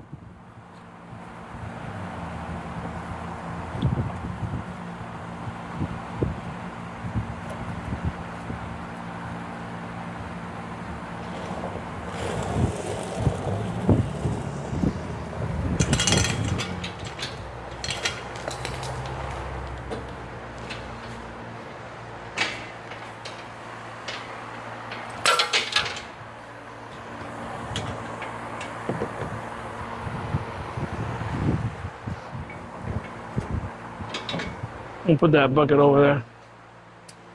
See, by 2 points on the opposite ends, it'll lift it up pretty even enough.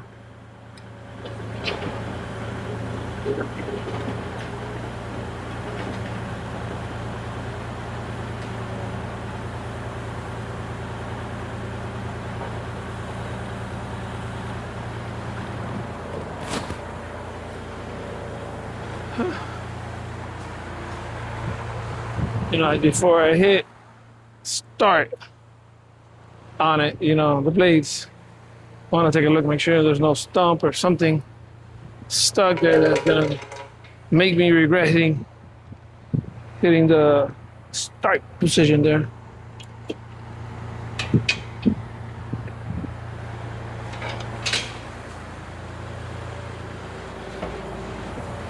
And also I can look at the blades, see how they're doing.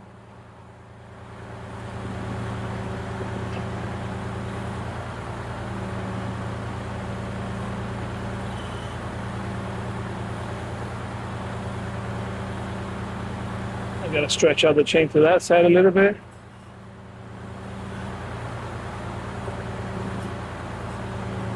Yep, I still gotta go more to closer to the camera with it. So let me swing to your right to move the chain over. Because if not, it was stretching out too much one, and not the other, and it was gonna go sideways.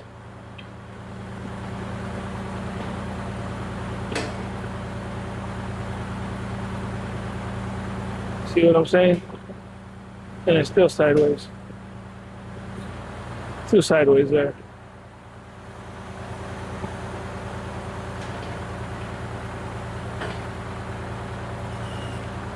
Let's figure this out. It'd be nice to have two people here again now. My son just pulled up. If he would just randomly appear here right now, it'd be helpful. There he goes. I was just saying that I wish you would appear here right now so you could adjust the chains. I mean, I have to get up and down because I want to lift it up to look at the deck. And I was telling the camera, I wish my son would pull up here right now because I know he just got here, you know, to get it right because it's going sideways. I already got it started. Yeah, I cleaned the carburetor.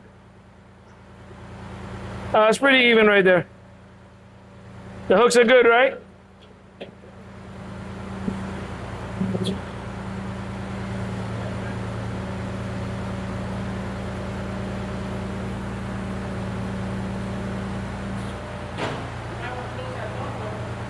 You think it's not gonna go out, no?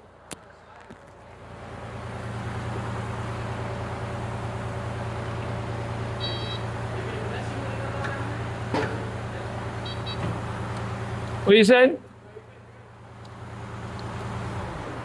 The carburetor, that would have never turned on. The guy told me it's been sitting for more than 2 years. But, dude, the carburetor was gel. No, no, but I've seen gunked up before. This was gel. You know what that is? That ethanol. It's corn. Basically, it was corn what was in there. Yeah, no, thick. I'm going to show you. I mean, it almost looked like it became corn again, like sludge. All right, make sure everything's here. Don't get under it just in case. I just wanted to make sure. First of all, I wanted to look at the blades. Bro, the blades are in good shape. It's not banged up or nothing, you know. You probably just got sharpened. Yeah, they needs to be sharpened, but.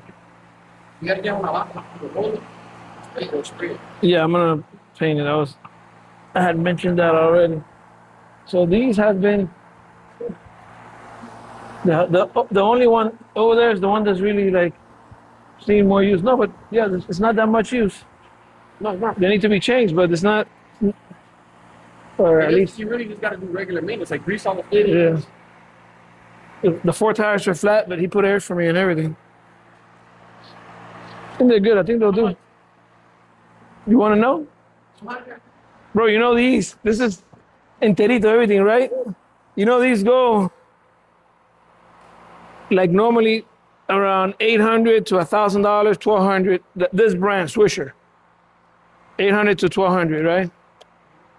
Running. This one, of course, wasn't running, so you always take a chance, kind of, right? Because you never know from sitting. Yeah, you don't know from sitting what could happen. Oh, $300.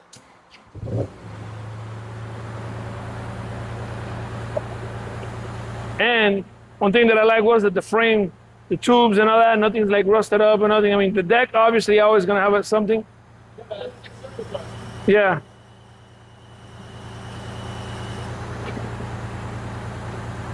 Take out the chains there, please. Just throw it in the bucket.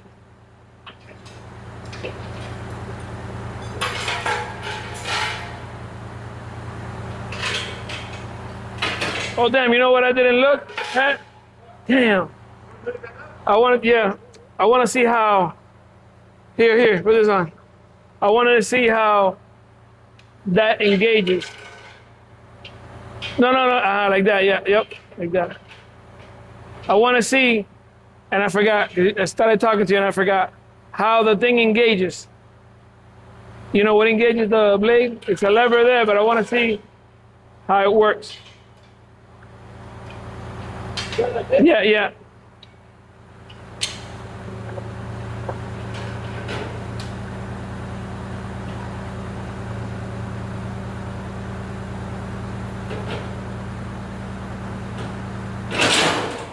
What the fuck? It slipped up there, huh?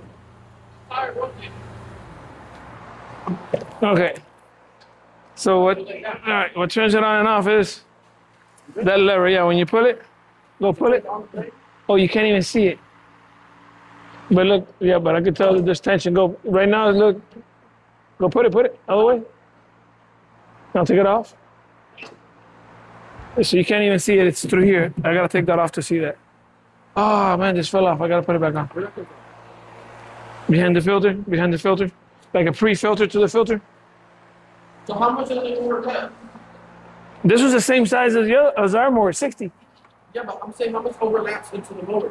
Well, you can put it to wherever you want. I'm gonna let it overlap like a foot only. So we're gonna be cutting 9 feet at a time because you know this is 5 feet and the other one's 5 feet. That's 10. Yeah. But I'm gonna let an overlap, right, like a foot, maybe 8 inches to. Double the time. That's good. Yeah, because remember when I come again cutting, I'm never cutting. And I'm always doing a little bit. So it's the same thing. This is gonna make everything go half the time.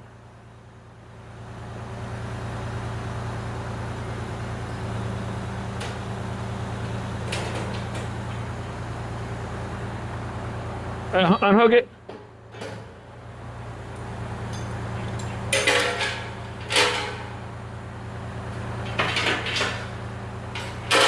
And another thing was that other one that we could have gotten, that would have been that one was a steal. I just didn't like the fact of how we were gonna get it on the car, and the guy's dog's running loose, you know. But remember, the other guy said, crazy. The guy was like, crazy. 150. That was insane.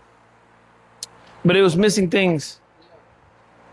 Yeah, So this one actually even has the offset thing that the other one wasn't gonna have it actually, which is so when you're gonna tow it, like if you want to cut with a 4-wheeler, because that you could cut with a side-by-side, a 4-wheeler, whatever, right? Let me show you. Look, what are you doing? Taking a picture video. of what? So look how this works. Look, let me show you. Pay attention. You're gonna have to do this one day. If you want to tow with the side-by-side or with the 4-wheeler just behind you like a regular mower, you put this stick in here. The reason this hole is not in the middle is because it needs to go through here. If it was in the middle, it would hit, right? So look. And right there, you find the little spot, boom, and that goes in. And that's how I got it here. Right? Boom. Now, if you want to do the offset, guess what happens? This is not how you do it. Watch this. Get that pipe over here. You put that one in here. Well, on whichever side you're gonna offset to. In my case, I want to cut on the right because remember, I want the front mower to cut first what's in the way. Right. You know how we're cutting left, the right first, so we're gonna have it on this side. So, but you can put it on this side too. And then this depends how wide I want it to go. Go. Because to do that 1 foot offset, it's gonna go that way. It has to be, I think it's gonna be somewhere like, I don't know, maybe the next one. Right there. So we gotta measure our mower to see if it's that one or more. And then this is why this hole is off too, because this is doing the same as this. You get it? For this,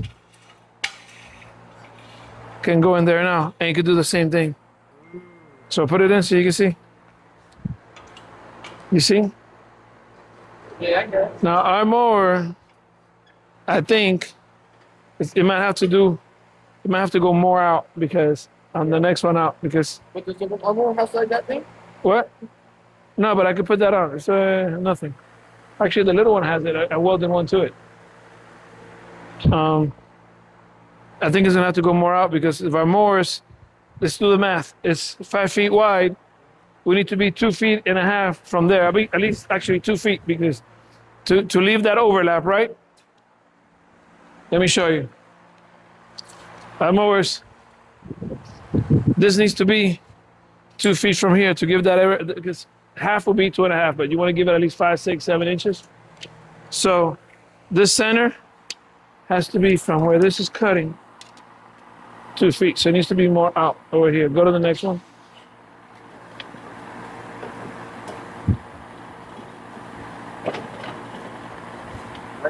Yeah, we might have to make another hole between them. This one might be a little bit, I don't know. We gotta check and see. Because look, if I go from here to it, it's gonna overlap only like 6 inches doing it here. So it might work. Is that the last one or which one was that? Do you know? I don't know. Go check the lawnmower real quick. Okay. Behind the lawnmower.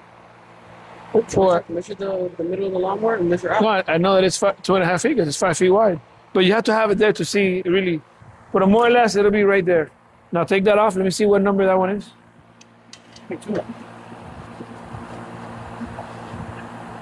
Yeah, it was that one, the second one.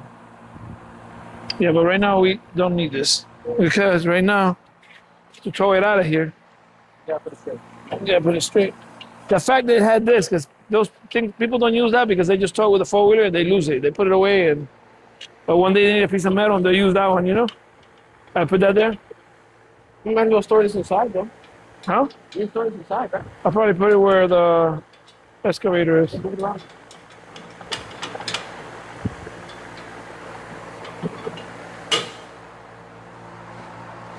Um,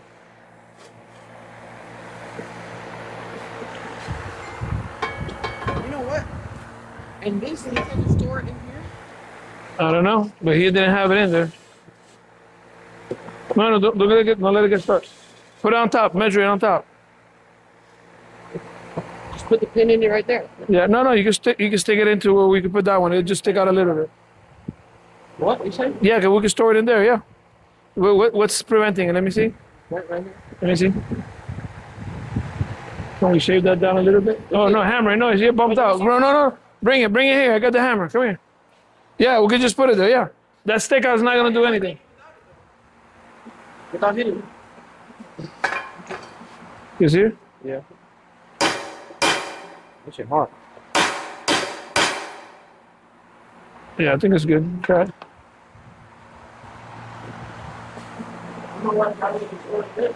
What?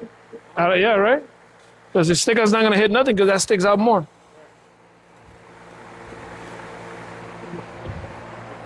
Go back.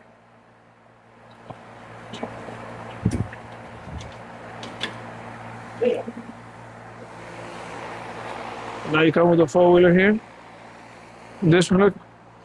This one goes there. Yeah, that's the only one that was kind of hard, and it's because it has dirt in it. But everything's moving now. You gotta grease everything, you know. I gotta see if it has Zerk fittings that need to be. You saw them? Well, the back of this one, sure. Look on and here.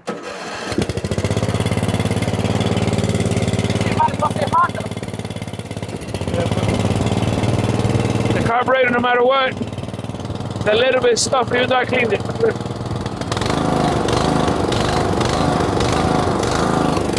Maybe I gotta change the spark plug.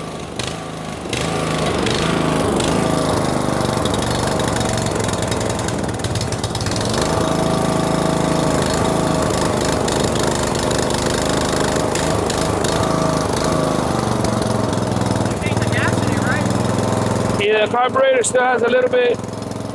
But look.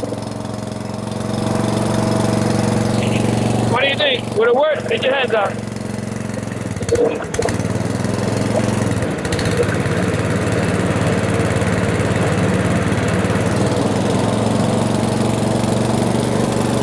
I was waiting. The belt's been. I'm surprised that belt works. Did it pop? You know, because it's dry rotted probably. And then to adjust the height, it has this. That belt, don't worry. Once you go out there and cut it the first time, once it hits the gonna go. grass, boom. I'm gonna have to order one just in case, right? So this is to go up and down. But it only has one on one side. It didn't have the other one. So this, what it had was those little compression caps. I took it off, and I made this little hole so I could do this easier to take it on and off and switch it. If I want to change the height, it's at 2 inches right now. It means the separation here is 2 inches. Because you can see the bolt there. As you unscrew it, look like this. Look. You can see the separation. And then the front one is through that bolt there. I don't know why they didn't put one of those there. You see it? So I got to measure in a flat ground. Yeah, oh shit. Okay, so either ways, I got to put it in a flat ground and make sure that it's even. You got to walk through. Shit. $300 though. Yeah, for 3. And literally down the street. That was good, you know? Oh man, I didn't. Yeah, you saw a picture, right? I saw a video. The video I sent you. Look, this goes here, look. I was with Gary when you sent me the video and I showed him. He was like, "Your dad a bad man." He told me he went to. Always doing something. He said he went to pick that up with the four-wheeler. He's seen these before, right? The tow behinds. Did you give him the zucchini? Yeah. What he said? God damn. You gave one of the big ones? Yeah, he was like, "What the fuck you guys doing with that garden?" Did Steve was there when you gave it to him or no? He was fixing it flat on his tire. Okay. You gave him cucumbers? To the the mechanic. But who got that other big zucchini though? The actual mechanic? I gave one to Steve, one to the mechanic, and then one to Yeah, but the big one was Steve and who else? and the mechanic. So the mechanic freaked out when he saw that. 17, 17 what the inches. fuck are you guys doing with the garden? What are you guys putting in that garden? All right. Well, anyways, that's enough for this video. We'll catch you on the next one.